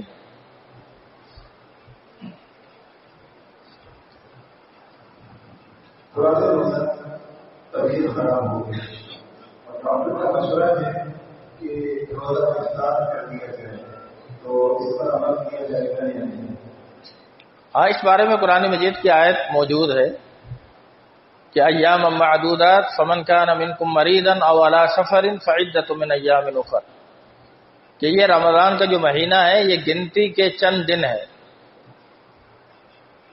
جو تم میں سے مریض ہے یا مسافر ہے تو اسے چاہیے کہ وہ بقیہ دنوں کے اندر اس کو شمار کر کے اس کی قضا دے دے. اب یہاں قرآن نے یہ تو کہا فمن کان منکم مریضا، جو تم میں سے بیمار ہے، لیکن مرض کی حد نہیں بتائی کہ مرض کس نوعیت کا ہو، کس درجے میں پہنچا ہوا. اس لیے یہ کہا گیا کہ یہ مریض کے احوال پر موقوف ہے کہ بعض دفعہ ایک شخص جو ہے اس کا مرض معمولی ہے لیکن اس کی نوعیت زیادہ خطرناک ہو سکتی ہے، تو اس کو شریعت نے اجازت دی ہے وہ اپنے روزے کو افطار کر سکتا ہے. اور شرعاً یہ آدمی اس بات کا مکلف نہیں ہے کہ اس کو یہ روزہ لازماً پورا کرنا چاہیے، بلکہ اسے کوشش کرنی چاہیے کہ روزہ افطار کر دے اور بعد میں اس کی قضا کرے. آج کا سوال نمبر جو پوچھنا چاہتا ہوں، سوال نمبر 23 ہے. جس نے سمجھا کہ روزے کا وقت ہو گیا ہے، افطار کا وقت ہو چکا ہے، اور افطاری کے بعد یا دوبارہ افطاری معلوم ہوا کہ ابھی کچھ وقت باقی ہے، اس کے بارے میں کیا حکم ہے؟ ویسا واقعہ اللہ کے رسول صلی اللہ علیہ وسلم کے دور میں بھی ہوا کہ وقت سے پہلے اذان دے دی گئی تو پھر افطار کر لیا، پھر بعد میں پتہ چلا تو آپ نے فرمایا کہ اب کوئی مسئلہ نہیں، اب رمضان کے بعد اس کے ایک روزہ رکھ لینا، چاہے وہ اذان 5 منٹ پہلے ہی کیوں نہ ہوئی۔ اسی طرح جناب عمر رضی اللہ تعالیٰ عنہ سفر میں تھے، موطا امام مالک میں یہ واقعہ موجود ہے۔ آپ سفر میں تھے تو بادل آ گئے بہت زیادہ، اور ایسا محسوس ہوا کہ سورج غروب ہوگی، تو آپ نے ساتھیوں سے کہا کہ افطار کر لو، سب نے افطار کر لی۔ افطار کرنے کے بعد جب تھوڑا سا آگے گئے تو پتہ چلا ابھی تو سورج باقی ہے، ابھی غروب نہیں۔ اب سب لوگ پریشان ہو گئے، تو جناب عمر نے کہا الخطب یسیر، کوئی مسئلہ نہیں، اس مسئلے کا حل آسان ہے، اور وہ یہ ہے کہ انشاءاللہ ہم رمضان کے بعد ایک روزہ اس کی قضا کا رکھ لیں۔ تو انسان شرعی اعتبار سے اتنا ہی مکلف ہے جتنا اس کے علم میں کوئی بات آتی ہے۔ بعض دفعہ اس طرح کے معاملات ہو جاتے ہیں، اور اس کا حل یہی ہے کہ انسان بجائے اس کے کہ وہ والی بات کرے کہ بس 1 منٹ تھا اور 2 منٹ تھے اور 3 منٹ تھے، یہ بات کرنے کے بجائے وہ ایک روزہ اس کی قضا میں رکھے۔ کیا کوئی دعا ہے؟ ہاں، افطاری کے موقع پر یہ دعا جو ہے وہ صحیح ہے، ذهب الظمأ وابتلت العروق وثبت الاجر انشاءاللہ۔ جو لوگ افطاری میں اتنا وقت لگاتے ہیں کہ ان کی بازمان نماز رہ جاتی ہے، اس بارے میں کیا حکم ہے؟ ہاں، یہ واقعہ بھی موطا کے اندر موجود ہے، جس کو اہل تشیع بہت زیادہ اچھالتے ہیں۔ واقعہ یہ ہے کہ اس طرح بیان کیا جاتا ہے کہ جناب عمر رضی اللہ تعالیٰ عنہ اور جناب عثمان بن عفان رضی اللہ تعالیٰ عنہ نماز مغرب کے بعد افطار کرتے، تو شیعہ اہل تشیع آپ کو پتہ ہی ہے وہ 15-20 منٹ بعد افطار کرتے ہیں، تو وہ بعض دفعہ اس کو دلیل کے طور پر پیش کرتے ہیں۔ حالانکہ یہ صراحت میں نے ابھی موطا کا ایک واقعہ آپ کو سنایا کہ جناب عمر سفر میں تھے اور ان کو بتایا گیا کہ ایسا لگا کہ سورج غروب ہو گیا تو فوراً افطار کر لیا نا، نماز کا انتظار تو نہیں کیا، اور جب آگے گئے تو پتہ چلا ابھی غروب بھی نہیں ہوا۔ تو صحیح بات یہ ہے کہ وہ افطار فوراً کر لیتے جیسے غروب ہوا، ہاں اچھی طرح بیٹھ کر جو کھانا پینا تھا وہ نماز مغرب کے بعد۔ تو اس میں تو جو نماز پڑھنے والے ہیں، جو روزہ رکھنے والے ہیں، انہیں چاہیے، ہم ماشاءاللہ جتنا اہتمام سحری اور افطاری کے لیے کرتے ہیں نا، اور جتنی گھر کی خواتین ان کاموں میں بیچاری لگی رہتی، اس سے پتہ یہ چلتا ہے کہ رمضان شاید کچھ کھانے پینے کا مہینہ ہے۔ بلکہ مجھے یاد ہے ایک دفعہ ایک صاحب میرے پاس آئے، وہ کافی سارا اپنے گھر میں فروٹ لے کے جا رہے تھے، پھر مجھے کہتے ہیں شیخ صاحب عام حالات کے اندر نا اتنے فروٹ پڑے ہوتے ہیں کبھی لے جانے کا دل نہیں کرتا۔ میں نے آج ہی مسئلہ سنا، خطیب صاحب سے حدیث سنی کہ اس مہینے میں مومن کا رزق بڑھا دیا جاتا، تو وہ یہی سمجھ رہا تھا کہ اس مہینے میں خوب فروٹ لے کر جاؤ اور خوب کھاتے رہو، یہی شاید اس کا مقصد یہی۔ حالانکہ یضاعف فیہ رزق المومن کا یہ معنی نہیں ہے جو اس بیچارے نے سمجھا، بلکہ اس میں تو اللہ تعالیٰ اہل ایمان کو اتنی قوت اور طاقت عطا کر دیتا ہے کہ اس کو بعض دفعہ ان مشاغل کی طرف اتنی ضرورت نہیں رہتی، وہ اپنی عبادات اور اپنی روحانیت کو بڑھانے کی فکر میں رہتے۔ ہم کھانے پینے سے اس حد تک اپنے آپ کو کمزور کر لیتے ہیں کہ پھر ہمارے لیے تراویح پڑھنا بھی دشوار ہو جاتا۔ کئی لوگوں کو میں نے یہ دیکھا کہنے کہ افطاری کے بعد بس جب میں افطار کر لوں پھر میں عشاء میں نہیں آ سکتا، تراویح نہیں پڑھ سکتا۔ کچھ لوگ سحری اتنی دبا کر کریں گے کہ بس اس کے بعد وہ فجر میں آنا مشکل ہو جائے گا۔ رمضان کا اصل مقصد تو اپنے اندر روحانیت، تقوی اور تعلق باللہ کو مضبوط کرنا ہے۔ آج کے پروگرام کا جو پہلا حصہ ہے اس کا آخری سوال سمجھاتا ہوں، سوال بڑا اہم سوال ہے، کیا رمضان ٹرانسلیشن دیکھ سکتے ہیں جو آج کل مختلف ٹی وی چینل والے دکھا رہے ہیں؟ ہاں یہ دیکھنا چاہیے، بہت زیادہ ثواب ہے اس کا، کوئی 2-4 حج عمرے کے برابر ہوگا اس کا ثواب۔ اللہ کے بندو، اب تو لوگوں نے اس طرح کے سوالات پوچھنے کو بھی ایک مشغلہ بنا لیا۔ لوگ پوچھیں گے ضرور، لیکن کریں گے وہی جو وہ کرتے ہیں، اور اگلے دن صبح فجر میں تبصرہ ہوگا۔ رات دیکھا تھا قاری صاحب کو، ماشاءاللہ کیسا اس کا منہ بند کر دیا، رات اس کو دیکھا تھا نا، ماشاءاللہ۔ مجھے ان چیزوں سے کبھی بھی لگاؤ نہیں رہا، الفت نہیں رہی۔ کئی ٹی وی چینل والوں نے بھی رابطہ کیا، کئی ہمارے شاگرد اس میں گئے، لیکن میں قطعاً ان چیزوں کو صحیح نہیں سمجھتا۔ یہ چیزیں حقیقت میں آپ دیکھیں، وقت گزرنے کے ساتھ ساتھ ان چیزوں کے ذریعے سے لوگ مسجد سے، مدارس سے، دینی درسگاہوں سے، دینی اجتماعات سے دور ہوں۔ وہ وقت قریب ہے، بلکہ میں نے کئی دفعہ لوگوں کو یہ سنا کہ انہوں نے کہا کہ وہ پروگرام لائیو چل رہا تھا، میں نے دیکھ لیا، اس کو مسجد میں آنے کی توفیق نہیں ہوئی، اس کو مدرسے میں آنے کی توفیق نہیں ہوئی۔ یہ چیزیں دین سے دور کرنے والی ہیں۔ اب بتائیے، ایک انسان تراویح پڑھ رہا ہے یا سحری کر رہا ہے یا افطار کر رہا ہے، یہ موقع دعاؤں کا موقع ہے اور اللہ تعالیٰ سے مناجات کرنے کا موقع ہے۔ اس موقع کو ہم کس کی نظر کر دیتے ہیں؟ صرف اس طرح کی باتوں کی، اس طرح کی چیزوں کی نظر کر دینا، اور اپنا اس بہترین جو وقت ہے اس کو اس طرح ضائع کر دینا۔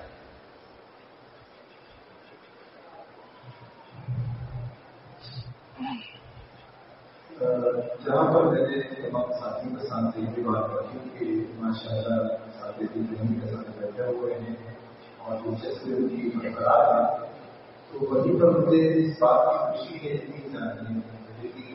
کی بات کہہ رہا ہوں کہ آج کی محفل کے اندر کہیں پر بھی تکلفات سے میرے قرآن یہی ہے کہ جو بڑی بڑی اسکیمیں لگا دیتے ہیں اور اس کے بعد کیمرہ مین ہمارے سامنے موجود ہوتے ہیں، تو بہت سارے لوگ اس کے جواب کے مدرے سے دینے لگ گئے ہیں۔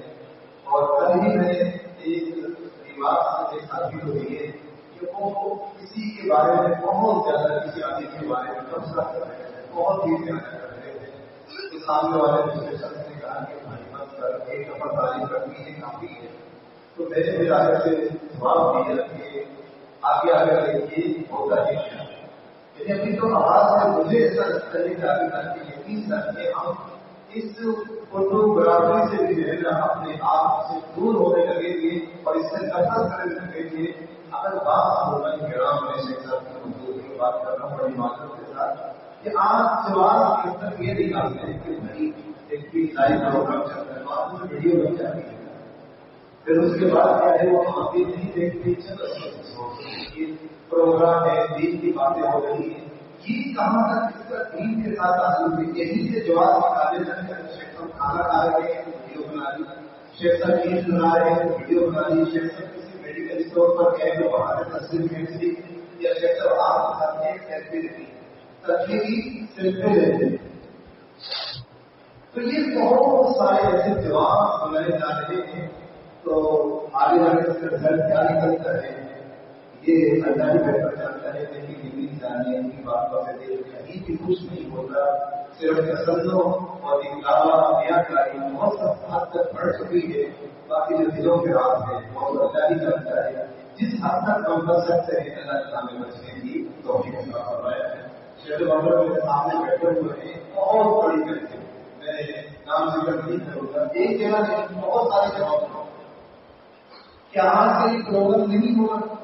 کیا آپ کو باتیں سمجھ نہیں آ رہی؟ کیا کیمرہ لگے گا کسی سمجھ رہے ہیں؟ تو کتنی محنتوں سے سب تک اپنے آپ کو بچانے کی کوشش کی ہے اور اللہ تعالیٰ نے عزت میں اور زیادہ انعام کیا۔ اور میں ہمارے بہت بڑے عالم شیخ العزیز شیخ صاحب کا ان کے ساتھ بڑا گہرا تعلق ہے، فیصلہ باد کی شخصیت ہے، ارشاد الحق قادری صاحب حفظہ اللہ۔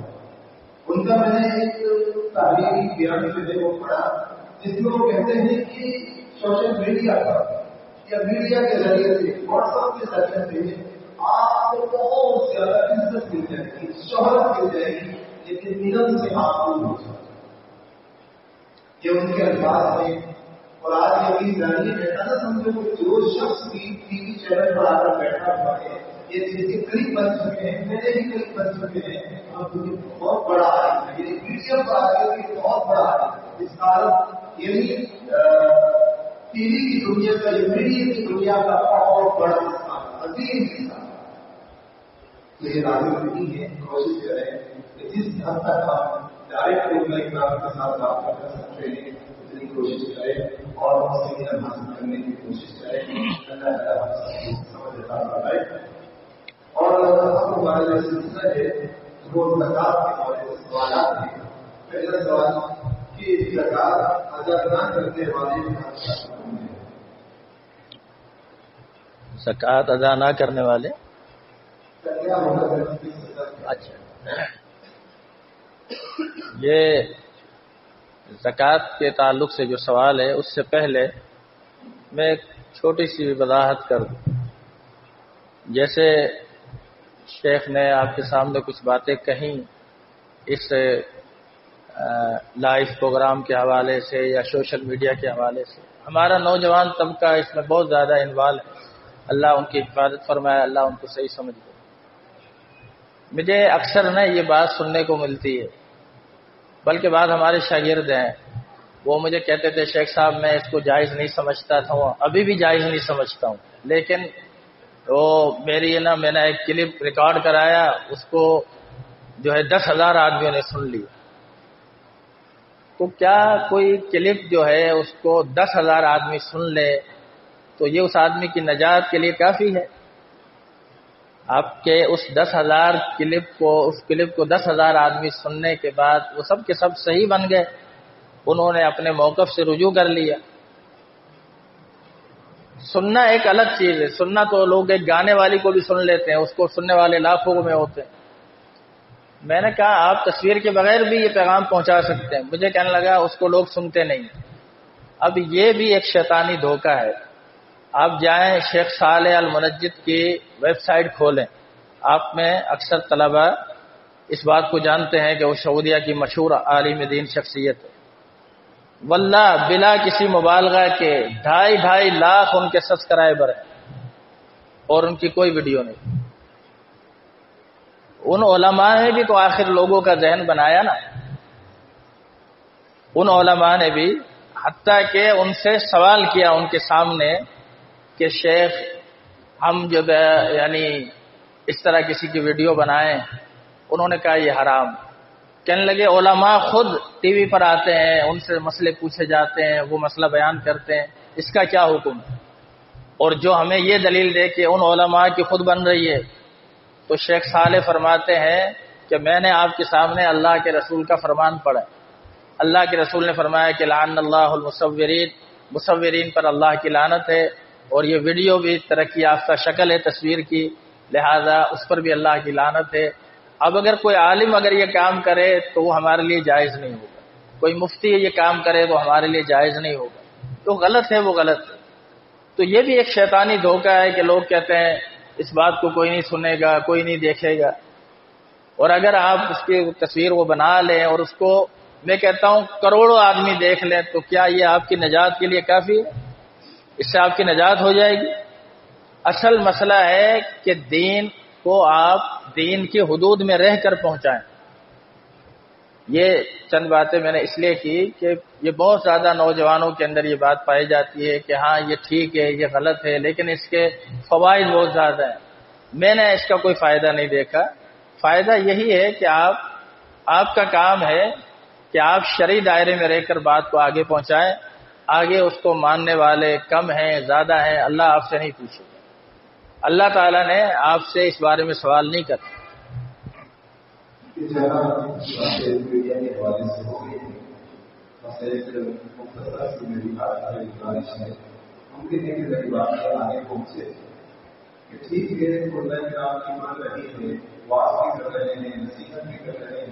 میں سمجھتا ہوں کہ اگر سید الرحمان صرف کسی بڑی محفل کے اندر صرف اتنا سا جملہ کہتے ہیں کہ بھائی تو یہ آپ تصاویر دیکھ رہے ہو، یہ سیلفیاں بناتے ہو، یا میری تصویر چھپ کے بنا رہے ہو، تو میری طرف سے منع ہے، اور میں اس سے بڑی ہوں اور یہ جائز نہیں ہے، تو میں سمجھتا ہوں کہ بہت زیادہ انشاءاللہ اس کے خلاف پڑے گا۔ اچھا، زکوٰۃ نہ ادا کرنے والے کا ہاں دیکھیں، ایک شخص صاحب مال ہے، صاحب نصاب ہے، اور صاحب نصاب ہونے کے بعد اس کے مال پر، اس نصاب پر سال گزر گیا، اور اب وہ اپنے مال کی زکوٰۃ ادا نہیں کرتا، تو اس کے بارے میں مختلف وعید قرآن و حدیث کے اندر آئی ہیں۔ اللہ کے رسول صلی اللہ علیہ وسلم نے بھی حدیث کے اندر یہ فرمایا کہ کل قیامت کے دن اس کا مال جو ہے مسل لہ یوم القیامہ شجاعا اقرع، اس کا مال کل قیامت کے دن ایک گنجے سانپ کی شکل کے اندر نمودار ہوگا، اور پھر وہ اس کے ساتھ چمٹ جائے گا اور اس کی بانچھوں کو چیر دے گا، اور پیچھے اس جبڑے کو چیر کر گدی تک لے جائے گا، پھر دوسری طرف سے کھینچے گا اور گدی تک لے جائے گا، اور کہے گا انا مالو کا انا کنزو کا، میں تیرا مال ہوں، میں تیرا خزانہ ہوں، دنیا میں مجھ سے بڑی محبت کرتا تھا، آج مجھ سے کیوں بھاگ رہا؟ اور اسی طرح قرآن مجید میں ہے کہ یوم یحمى علیہا فی نار جہنم فتقوی بہا جباہہم وجنوبہم وظہورہم ھذا ما کنزتم لانفسکم فذوقوا ما کنتم تکنزون۔ فرمایا کہ اس دن یہ جو مال ہے، اس مال کو جو زیور کی صورت میں ہے، سونے کی، چاندی کی، سکوں کی، اس کو گرم کیا جائے گا اور جہنم کی آگ میں گرم کر کے اس کی پیشانی، اس کے پہلو، اس کی کمر کو داغا جائے گا، اور کہا جائے گا یہ تمہارا وہ خزانہ ہے، اب اس کو چکھو۔ تو جس مال کی زکوٰۃ ادا کر دی جائے پھر وہ خزانہ نہیں رہتا، اور جس مال کی زکوٰۃ ادا نہ کی جائے چاہے وہ تھوڑا سا ہی کیوں نہ ہو، وہ کنز ہے، خزانہ ہے، اور پھر اس کی یہ وعید ہے۔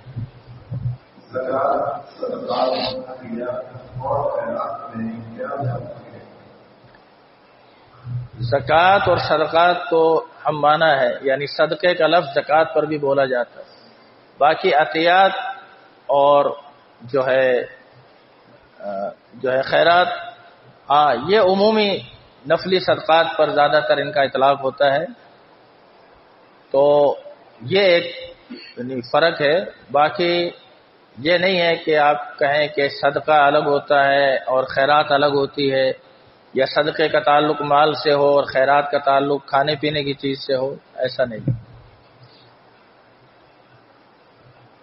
کیا زکوٰۃ میں سونا، چاندی اور کرنسی کا الگ الگ نصاب دیکھا جائے؟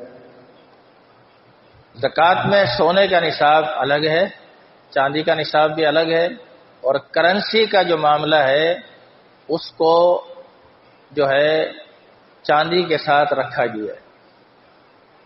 اس کی دلیل بعض اہل علم نے قرآن مجید کی آیت سے ذکر کی ہے کہ والذین یکنزون الذهب والفضة ولا ينفقونها فی سبیل اللہ فبشرهم بعذاب علیم، کہ وہ لوگ جو خزانہ بناتے ہیں سونے کو اور چاندی کو، ولا ينفقونها فی سبیل اللہ، اور پھر اللہ کے راستے میں سے اس میں سے خرچ نہیں کرتے، آپ ان کو عذاب علیم کی بشارت دے دیں۔ تو اس آیت کے اندر ذہب سونے کا ذکر ہوا ہے، فضہ چاندی کا ذکر ہوا ہے، اور کرنسی کا ذکر نہیں ہے، لیکن کرنسی کو ہم فضہ کی طرف یعنی چاندی کی طرف لوٹائیں گے،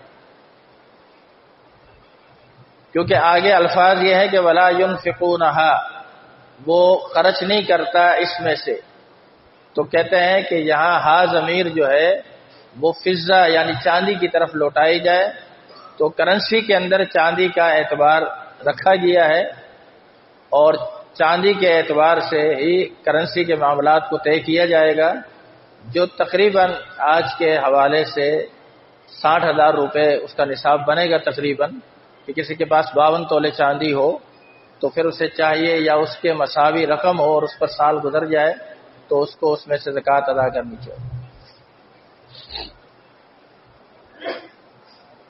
کرنسی کی زکوٰۃ میں کس پر اعتبار ہوگا، سونا یا چاندی پر؟ چاندی پہ. اگر کسی شخص کا مال انسان کو پہنچ جائے یہ روزانہ اس حساب سے کم اور زیادہ ہوتا رہے ایسی صورت میں زکات ادا کرے گا. ایک شخص کا مال سال کے شروع میں نصاب کو ہے اور سال کے آخر میں بھی وہ نصاب کو ہے، بلکہ نصاب سے کچھ بڑھ بھی گیا، اور درمیان میں ایسے معاملات آتے رہے کہ کبھی بڑھ گیا کبھی کم ہو گیا، تو اس میں اس کے آخر کا اعتبار ہو اور آخر کا اعتبار کرتے ہوئے اس کی زکات ادا کی جائے. اگر شروع میں نصاب کو پہنچا ہے اور آخر کے اندر معاملہ یہ طے ہوتا ہے کہ وہ نصاب سے کم ہو جاتا ہے تو پھر اس پر زکات نہیں. کیا زکات صرف ماہ رمضان ہی میں نکالنی چاہیے؟ ہاں، یہ آج کی نشست کا میں سمجھتا ہوں اہم سوال ہے کہ کئی لوگ جن کے پاس مال ہوتا ہے اور اس مال پر سال گزر جاتا ہے، مثلا کسی کے مال پر سال گزر گیا شعبان میں، کسی کے مال پر سال گزر گیا ہے رجب کے اندر، کسی میں محرم میں، تو اس طرح کئی لوگ رمضان کا انتظار کرتے ہیں کہ رمضان آئے گا تو پھر زکات دیں گے.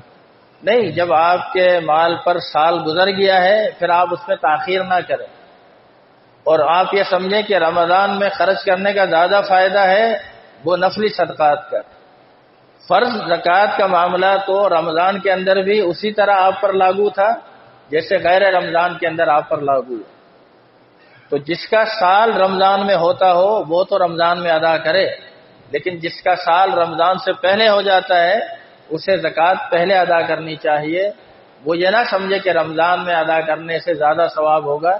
ممکن ہے کہ رمضان میں وہ تاخیر کر کے جو ادا کر رہا ہے اس وجہ سے گناہگار ہو. آج کے دور میں زکات کتنی رقم پر لاگو ہے؟ کم سے کم رقم میں نے بتائی، تقریباً جو 52.5 تولے چاندی ہے اس کی قیمت بعض دفعہ اخبارات میں آتی ہے، اس حساب سے 60,000 روپے یا 62,000 روپے بنتی. کیا ہاسپٹل میں زکات دے سکتے ہیں کسی طرح جیسے وغیرہ؟ ہاں، یہ مسئلہ جو ہے اس کو کچھ سمجھنے کی ضرورت ہے. رفاہی ادارے جو ہیں، آپ اکثر رفاہی اداروں کے بارے میں یہ سنی سنائی بات نہیں ہے، باقاعدہ آنکھوں سے دیکھی ہوئی بات کہ اکثر رفاہی ادارے جو کام کر رہے ہیں ان کے نزدیک مال صدقہ ہو یا مال زکوٰۃ ہو یا عام کوئی ان کو ڈونیٹ کرتا ہو، وہ بلا کسی استثناء کے اس مال کو خرچ کرتے ہیں. یعنی ان کے پاس اگر کوئی ہندو بھی علاج کے لیے آ جائے تو اس کا بھی اس سے زکوٰۃ سے علاج کر دیں گے، اگر کوئی عیسائی بھی آ جائے تو اس کا بھی کر دیں گے، حتیٰ کہ کوئی قادیانی آ جائے اس کا بھی کر دیں گے، چاہے وہ لا مذہب ہو، کمیونسٹ ہو، داہریہ ہو، اس کا بھی کر دیں گے. اور باقاعدہ کئیوں نے تو باقاعدہ لکھ کر لگایا ہے، یہ چھپا کا میں نے خود پڑھا، اس نے لکھا ہے میرا مذہب انسانیت ہے، میں انسانیت کے ناطے کام کرتا ہوں، یعنی اسلام اس کے نظر میں کوئی چیز نہیں. تو اس زکوٰۃ کے تعلق سے جب اللہ کے نبی صلی اللہ علیہ وسلم نے جناب معاذ کو یمن بھیجا تھا تو آپ نے اسے کچھ چیزوں کی تلقین کی کہ سب سے پہلے انہیں دعوت توحید دینا، وہ مسلمان ہو جائیں، پھر ان کو بتانا اللہ نے ان پر 5 نمازیں فرض کی، جب وہ اس کو بھی قبول کر لے پھر بتا دینا اللہ نے ان پر سال میں 1 دفعہ زکوٰۃ فرض کی، اور یہ زکوٰۃ ان کے مالدار لوگوں سے لی جائے گی اور انہی کے فقراء میں یعنی مسلمانوں کے فقراء میں تقسیم کی جائے گی. تو زکوٰۃ ہر آدمی کو نہیں دی جا رہی. تو یہ مسئلہ اس تعلق سے حساس ہے، اس کو اتنا اوپن کر کے عام کر کے آئے دن رمضان کے اندر ہر کوئی زکوٰۃ لینے کے لیے تلا ہوا. ہم یونیورسٹی بنا رہے ہیں، ہم جو ہے فلاں طرز کی یونیورسٹی بنا رہے ہیں، ہم کو ایجوکیشن بنا رہے ہیں، ہم یہ بنا رہے ہیں، ہم وہ بنا رہے ہیں. بس خلاصہ کلام یہ ہے کہ زکوٰۃ ہمیں دو. زکوٰۃ تو ایک مسلمانوں کا اور صحیح العقیدہ مسلمانوں کا آپ پر حق ہے، تو آپ کا یہ پیسہ بھی ایسی ہی جگہ پہ خرچ ہونا چاہیے۔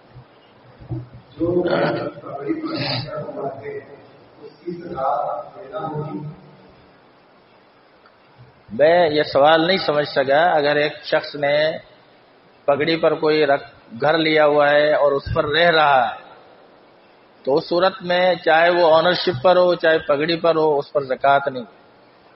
اگر اس نے پگڑی سسٹم پر کوئی گھر لیا ہوا ہے اور اس کو کرائے پر دیا ہوا ہے تو اس کے کرائے پر زکوٰۃ ہے، اور کرائے پر زکوٰۃ بھی اس صورت میں ہے جب وہ پورا سال جمع ہو اور نصاب کو پہنچ جاتا ہے تو پھر اس پر زکوٰۃ۔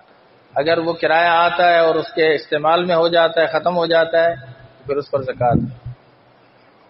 میرے بھائی اپنے گھروں میں خوش میں رہے اور ماشاء اللہ سے ان کا گزر بسر اچھا ہو رہا ہے اور میرا گزر بسر اچھا نہیں ہو رہا، تو کیا میرے والدین اگر میری کوئی مدد کرنا چاہے تو کیا اس صورت میں عدل کے تقاضے کو سامنے رکھتے ہوئے بھائیوں کو بھی وہ رقم دینی پڑے؟ دیکھیے، سوال کرنے والے جو ساتھی سوال کرتے ہیں اس میں بظاہر جو سننے والوں کو سمجھ میں آتا ہے، بعض دفعہ لکھنے والے کا مقصد یہ نہیں ہوتا۔ اس سوال سے میں دو باتیں سمجھا۔ اگر تو سائل کا مقصد یہ ہے کہ اس کے سارے بھائی اچھا کھا پی رہے ہیں اور وہ بیچارہ اس پوزیشن میں ہے کہ اس کے کھانے پینے کے بھی لالے پڑے ہوئے ہیں اور اس کے والد ماہانہ اس کو راشن کی مد میں کچھ پیسے دے دیتے ہیں، کھلا پلا دیتے ہیں یا اس کے گھر کا کچھ کام کروا دیتے ہیں، تو اس میں تو کوئی قباحت نہیں۔ لیکن اب سب بھائیوں کے پاس اپنا اپنا مکان ہے، اس کے پاس اپنا مکان نہیں۔ اب اس کا والد اگر اس کو مکان لے کر دے 20-25 لاکھ روپے کا، تو کیا میرے والد کو یہ اس پر لازم ہے کہ وہ بقیہ اولاد کو بھی دے؟ ہاں بالکل، آپ کے والد پر لازم ہے کہ بقیہ اولاد کے ساتھ بھی انصاف کرے، یا پھر تمام اولاد کو بٹھا کر اعتماد میں لے۔ اگر وہ کہتے ہیں کہ ہاں ہماری طرف سے آپ بھلے اس کو گھر دلا دیں تو پھر ٹھیک ہے۔ اسی سے ملتا جلتا اور سوال ہمارے ساتھی یہاں موجود بھی ہے کہ بیوی کا انتقال ہوا اور اس موقع پر جو ہے تو چھوٹے بیٹے موجود ہیں اور ایک بڑا بیٹا تھا، تو بڑے بیٹے کو مکان دے کر دے دیا۔ اب اس کے بعد والد صاحب کے پاس کوئی رقم نہیں ہے کہ چھوٹے بچوں کو بھی دے سکے، تو کیا یہ انصافی؟ ہاں بالکل، یہ عمل جو ہے ان کا درست نہیں۔ ان کو چاہیے کہ اگر انہوں نے دیا ہے تو ان کے لیے بھی وہ کچھ نہ کچھ کر کے رکھیں اور ان کو بھی دیں وقت آنے پر، یا پھر وہ گھر جو لیا گیا ہے وہ اس بچے کے نام نہ کرے، پھر اس پہ باپ کی ملکیت رہے، تاکہ اگر وہ آئندہ زندگی میں ایسا کر سکے تو پھر سب کے لیے کریں، اگر نہ کر سکیں تو یہ گھر وراثت کے طور پر ہی آگے چل کے تقسیم ہو۔ یہ سوال بڑا اہم ہے کہ کیا بیوی شوہر کو زکات دے سکتی ہے اس صورت میں کہ مرد اپنا ذاتی مکان بھی ہے لیکن اپنے اخراجات اسی صورت میں پورے نہیں کر پاتا؟ دیکھیے، بسا اوقات ایسا ہوتا ہے کہ کسی شخص کے پاس کوئی اضافی شے ہوتی ہے لیکن واقعتاً اس کے گھریلو حالات ایسے بن جاتے ہیں کہ اس کے لیے گھر کا خرچہ چلانا بھی مشکل ہو جاتا ہے۔ امام شافعی رحمۃ اللہ علیہ نے قرآن مجید کی اس آیت سے دلیل لی ہے کہ وہ جو سورہ کہف کے اندر موسیٰ علیہ الصلوۃ والسلام اور خضر کا جو واقعہ ہے، اس میں موسیٰ علیہ السلام اور خضر سفر کر رہے تھے تو ایک کشتی میں بیٹھے، اور جب وہ قریب پہنچنے والے تھے تو خضر نے کشتی میں سوراخ کر دی۔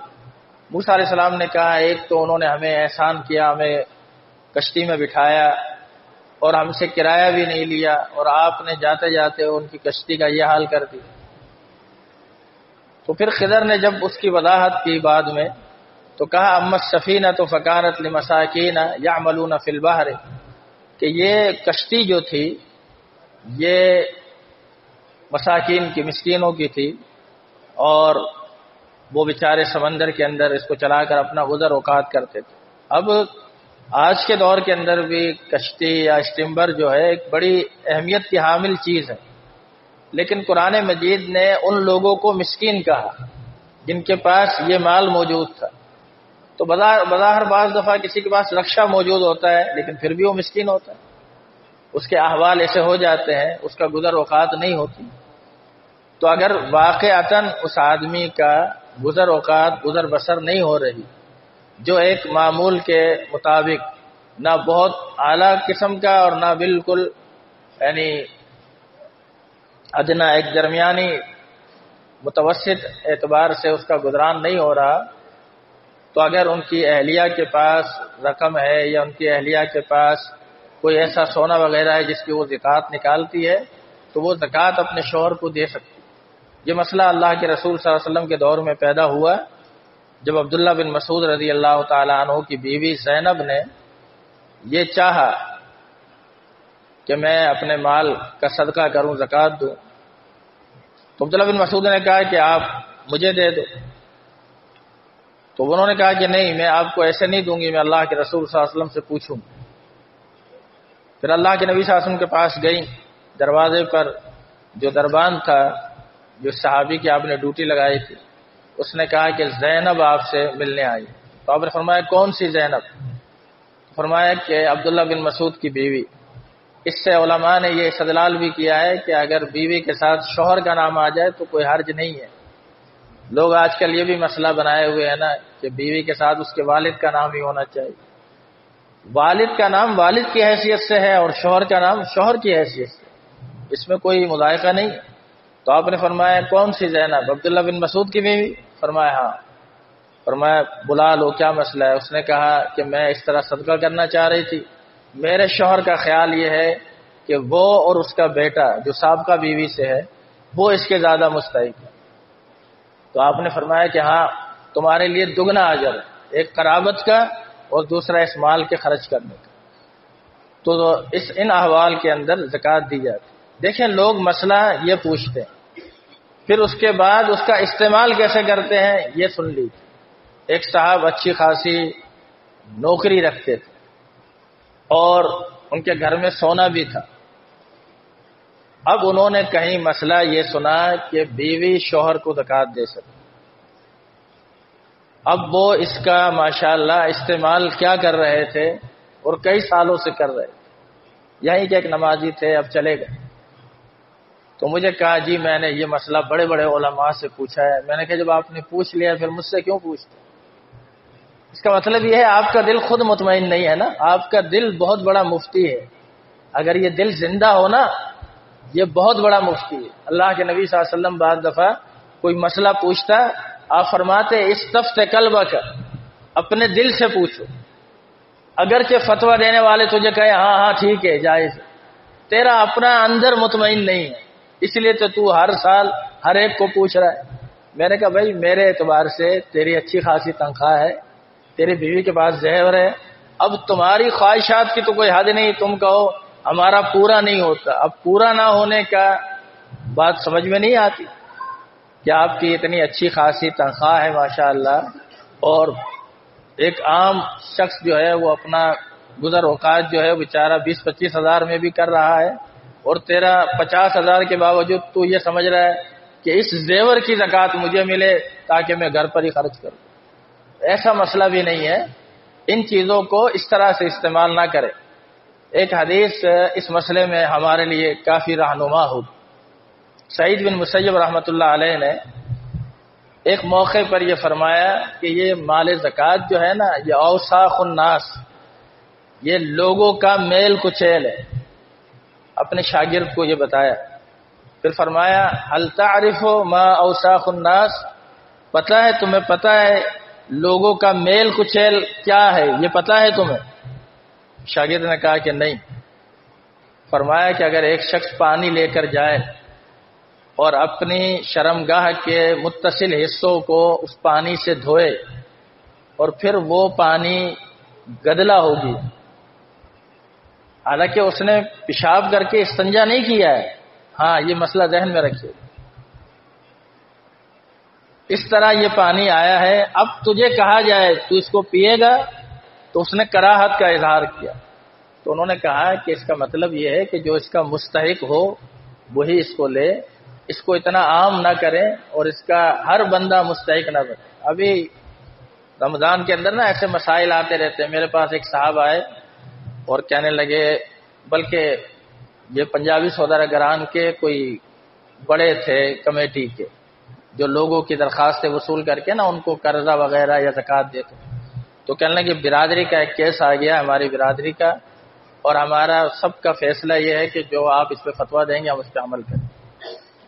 تو اب ایک باپ ہے وہ چاہ رہا ہے کہ اس کی بیٹی کو میڈیکل کالج میں پڑھایا جائے جس کا تقریباً تخمینہ 20 سے 25 لاکھ روپے تھا کسی پرائیویٹ کالج میں۔ میں نے کہا کہ ان کے پاس کیا ہے، انہوں نے بتایا کہ ان کا 1 کروڑ روپے کا مکان ہے، تو میں نے کہا ان کا وہ مکان بک کر 70-75 لاکھ میں ان کو ایک اچھا مکان مل سکتا ہے؟ کہنے لگے ہاں۔ کہنے لگے نہیں، وہ چاہتے ہیں کہ میرا مکان بھی اسی ایریا میں رہے، اسی جگہ رہے، اور میری مال زکوٰۃ سے مدد کی۔ تو میں نے کہا اس صورت میں میں تو نہیں سمجھتا وہ مستحق ہے۔ یعنی لوگوں کے اب خیالات اور نظریات اس باب میں ایسے بن گئے ہیں کہ جہاں کہیں سے بھی وہ چاہتا ہے کہ کسی طرح سے بھی میں مظلوم بن جاؤں، میں مستحق بن جاؤں اور میرے اوپر یہ چیز واجب ہو۔ یہ بات اس طرح سے نہیں ہے ان معاملات میں۔ بہرحال یہ معاملہ تو دینے والے سے زیادہ لینے والے کو سوچنا چاہیے کہ وہ کس درجے میں ہے، کس کنڈیشن میں۔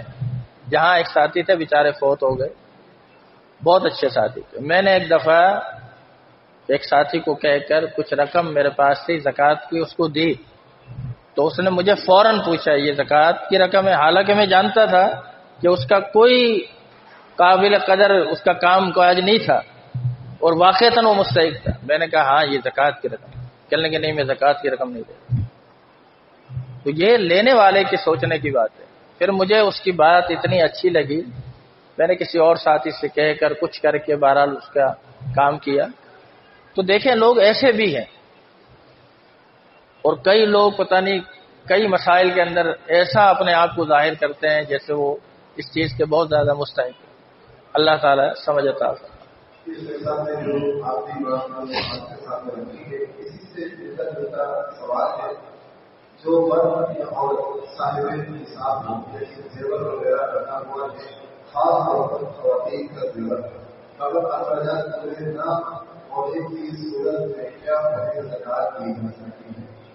اب میرے خیال میں میں تو اس کا جواب دے چکا ہوں کہ یہ اپنے معاملات کو خود دیکھیں، کیونکہ میں تو ان کے احوال کو نہیں جانتا۔ دیکھیں ایک شخص ہے نارمل، ایک انسان جو ہے وہ اپنا گزارا میں نے بتایا 20-25 ہزار میں بھی کرتا ہے، اور کئی ایسے ہیں جن کی 2-2-2.5 لاکھ روپے تنخواہیں ہیں اور پھر بھی ان کا گزارا نہیں۔ تو اب انسان اگر اپنے گزران کو بڑھانا چاہے تو اس کی تو کوئی حد نہیں۔ اگر وہ واقعتاً یہ سمجھتے ہیں کہ بھلے ان کے پاس یعنی اگر زیور سونے کی صورت میں ہے اور نصاب کو پہنچا ہوا ہے، پھر خود سوچیں کہ وہ کچھ زیور بیچ کر اپنے معاملات کو پورا کر لیں۔ اسی طریقے سے کیا اولاد کو زکوٰۃ دے سکتے ہیں اگر اولاد بھی اپنی بیوی بچوں کے ساتھ رہتے ہیں؟ دیکھیے والدین جو ہیں وہ اولاد کی کفالت کرتے ہیں جب تک وہ یعنی اس طرح بالغ نہیں ہوتے ہیں۔ بلوغت کے بعد جب وہ کام کاج پہ چلے جاتے ہیں، شادی ہو جاتی ہے اور والدین کے پاس ان کی مدد کرنے کے لیے اس مال کے علاوہ نہ ہو، ہاں تو پھر تو اس کی صورت بن سکتی ہے، ان کو دی جا سکتی ہے۔ اس طرح کا ایک واقعہ امام بخاری نے بھی صحیح بخاری میں کتاب الزکوٰۃ میں ذکر کیا ہے۔ لیکن اگر والد جو ہے اپنی اولاد کی مدد اس کے بغیر کر سکتا ہے تو پھر اس کو چاہیے کہ اس کے بغیر اس کی مدد کرے. بلکہ مجھے تو کئی دفعہ لوگوں نے یہ پوچھا اور پوچھنے والوں کو بھی شرم نہیں آئی کہ ایک خاتون نے یہ کہا کہ میں اپنے ماں باپ کی مدد زکوٰۃ کے مال سے کر سکتی ہوں. کسی بیٹے نے یہ سوال کیا کہ میں اپنے باپ کو زکوٰۃ دے سکتا ہوں. جس باپ نے پوری زندگی تمہارے اوپر لٹا دی اس کو زکوٰۃ کھلا رہے ہو, تمہیں شرم نہیں آتی؟ وہ پھر سوال پوچھتے ہو. جس ماں نے اپنی پوری زندگی تم پر لٹا دی اس ماں کا یہی حق ہے کہ اس کے لیے زکوٰۃ کا مسئلہ پوچھ رہے. ذرا سوچیں ہمیں مال کی محبت کس درجے میں لے گئی کہ ہم نے ماں باپ کو اور ایک فقیر میں کوئی فرق نہیں کیا, ایک مانگنے والے میں ایک مسکین میں کوئی فرق نہیں کیا. ہماری نظر میں اس کی کیا قدر و منزلت ہے.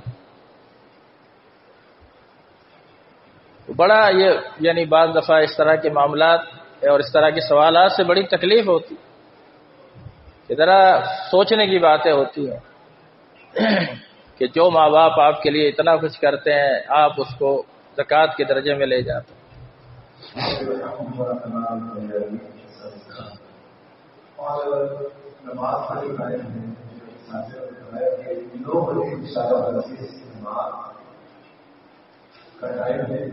اور جیسے ہی ہوگی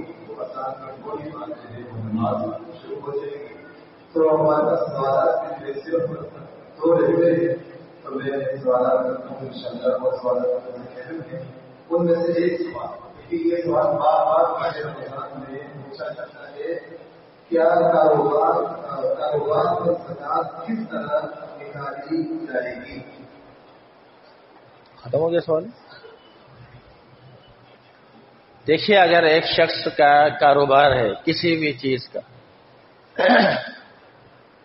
تو کاروبار کے اندر چاہے وہ کپڑے کی دکان ہو, چاہے وہ میڈیکل اسٹور ہو, چاہے وہ کریانے کی دکان ہو یا XYZ کوئی بھی کاروبار ہے اس کا, تو جو اس کے پاس نقدی ہے اور جو اس کے پاس سامان ہے جس رقم پر اس نے پرچیز کیا ہوا ہے وہ اس کو پتہ ہے, ان سب کو جمع کرے اور پھر دیکھے کہ اس نے کتنا قرضہ ادا کرنا ہے اس کو مائنس کر دے. مثلا ایک آدمی کی دکان میں 4 لاکھ کا مال ہے اور 2 لاکھ روپے اس کے پاس نقد ہیں, 6 لاکھ روپے ہو گئے. اب اس نے دیکھا کہ میرے اوپر قرضہ ہے 2 لاکھ روپے, 2 لاکھ قرضے کو مائنس کریں 6 میں سے اور 4 لاکھ روپے کی وہ زکوٰۃ ادا کرے. یہ اس کا طریقہ کار ہے. ہاں کسی کی مل ہے اور مل کے اندر اس نے مشینیں لگائی ہیں اور مشین بھی بعض جو ہے وہ لاکھوں کروڑوں کی ہیں, تو مشین پر زکوٰۃ نہیں, مل پر زکوٰۃ نہیں ہے. مل سے جو پروڈکٹ بنتی ہے ہاں اس پروڈکٹ پر زکوٰۃ. تو ہر چیز کا حساب و کتاب اور معاملہ اسی طرح. ہمارے پاس 5 منٹ ہیں تو میں سمجھتا ہوں کہ جواب پہلا سوال اگر کسی کو ادھار رقم دی ہے اور اس رقم پر جو کہ سامنے کسی کو دی تھی 7,000 روپے ہے تو اس کی زکوٰۃ کون ادا کرے گا یا دوسرے نسلوں میں اس کی زکوٰۃ ادا کی جائے گی؟ ہاں اگر آپ نے کسی کو رقم ادھار دی ہے تو وہ رقم ملکیت آپ کی ہے, جس آدمی کو دی اس کی ملکیت نہیں ہے, اس لیے زکوٰۃ وہ آدمی ادا نہیں کرے گا, اس کی زکوٰۃ آپ نے ادا کرنی کیونکہ ملکیت آپ کی. اب اس کی 2 صورتیں ہیں. ایک صورت یہ ہے کہ آپ نے کسی کو ادھار دیا ہے, مال دیا ہے یا کیش دیا ہے اور وہ رولنگ چلتی رہتی ہے, وہ آپ کو واپس کر دیتا ہے, پھر آپ سے مال ادھار لیتا ہے, اس طرح کے معاملات چلتے ہیں. تو ایسی صورت کے اندر جو آپ کی ملکیت ہے چاہے وہ ادھار کی صورت میں لوگوں کے اوپر ہے اور وہ آپ کو ملتی رہتی ہے یا ملنے کی امید ہے تو آپ اس کی زکوٰۃ ادا کریں گے سال گزرنے کے بعد. اور ایسا بھی ہے کہ آپ نے کسی کو پیسے دیے اور اس نے بھی یہ ذہن بنا لیا کہ آپ واپس نہیں دینے ہیں اور اس پر سال ہا سال گزر جائیں, ہاں ایسی صورت میں جب اس مال کے ملنے کی امید نہ ہو پھر اس پر زکوٰۃ نہیں. جب ملے تو اس سال پھر ادا کرنا۔ آپ اس سوال کو بناتے ہیں اور میں انتظامیہ سے یہاں پر کام کر رہے ہیں کہ یہ سلسلہ جو ہے نا ہر تیسرے پروگرام کے بعد چوتھا پروگرام جو ہے سوالات کا حصہ ہو، اور اس کو فکر دور میں علم سے آگاہی بہت ضروری ہے، اور امید کرتا ہوں کہ انشاءاللہ اس پر عمل کیا جائے گا۔ آج کا سوال ہے، آپ اس وقت اگر کسی کو فوج شدہ کی طرف سے سرکار ادا کی جائے گی؟ ہاں، یہ مسئلہ بھی بڑا، یعنی اس کی مثلا ایسا معاملہ ہے کہ ایک شخص صاحب نصاب بھی تھا اور ہر سال زکوٰۃ ادا کرتا تھا، اب وہ فوت ہو گیا۔ اب فوت ہونے کے بعد اس کی جو بھی جائیداد ہے اس کی تقسیم نہیں ہوئی۔ اس کی جائیداد میں مثال کے طور پر پلاٹ تھے، کیش تھا، بہت ساری چیزیں تھیں۔ تو اب لوگوں کا، یعنی بعض دفعہ میرے پاس جب یہ سوال آیا تو پوچھنے والے ان کے ورثاء کا یہ کہنا تھا کہ ابا ہر سال زکوٰۃ ادا کرتے تھے، تو اب ہم اسی طرح سے اس زکوٰۃ کو ادا کریں گے۔ میں نے کہا کہ نہیں، آپ کے والد کے فوت ہوتے ہی یہ سارا مال ورثاء کی طرف خود بخود چلا گیا۔ اب جس کے حصے میں جتنا آ رہا ہے وہ ظاہر ہے وہ نصاب کو پہنچ رہا ہے، تو اس کو وہ زکوٰۃ ادا کرنی چاہیے۔ اس لیے ہم یہ کہتے ہیں کہ جب معاملہ وراثت کا آ جائے تو وراثت کے معاملے کا طریقہ کار یہ ہوگا کہ اس میں تاخیر نہ کی جائے۔ اکثر و بیشتر ایسا دیکھا گیا کہ مر گیا، مرنے کے باپ کے مرنے کے بعد وراثت تقسیم نہیں ہوئی، پھر 1 سال گزر گیا، 2 سال، 10 سال گزر گئے، پتہ چلا ایک بھائی کا انتقال ہو گیا، پھر 15-20 سال گزرے، پھر ایک بہن کا انتقال ہو گیا۔ میرے پاس ایسے سوال آئے ہیں بلا مبالغہ، اور وہ لوگ ابھی میں اگر اس ایریا کا حوالہ دوں تو شاید بہت سارے لوگ پہچان جائیں گے کہ اس وراثت کے اندر جتنے والد کے انتقال کے بعد جتنے بھائی تھے سب کا انتقال ہو، جتنی بہنیں تھیں سب کا انتقال ہو، 4 بھائی تھے، 6 بہنیں تھیں، سب فوت ہو گئے۔ اب وراثت جو ہے وہ پوتوں میں آ رہی، اب سب لڑ رہے ہیں، اب کہہ رہے ہیں کہ یہ فلاں کا قصور تھا اور فلاں کا، اور ہے مالیت کیا ہے؟ مالیت زیادہ سے زیادہ 8-10 لاکھ روپے۔ ایک گھر تھا اس کی قیمت 8-10 لاکھ روپے۔ تو یہ معاملات اس طرف منتقل ہو جاتے ہیں، اور جب اس طرف منتقل ہو جائیں تو منتقل ہو جانے کے بعد پھر جس کے حصے میں جو آ رہا ہے اس پر سال گزرنے کے بعد وہ اس کی زکوٰۃ ادا کرے۔ آپ ادھر آ جائیں، نہیں ادھر آ جائیں۔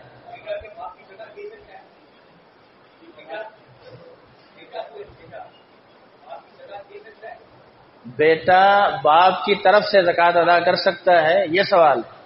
ہاں، اگر باپ کے مال کی بیٹا پیسے دے دے کہ یہ زکوٰۃ ادا ہو جائے تو ہو جائے گی، ٹھیک ہے۔ تو آپ بات کر لیجیے گا۔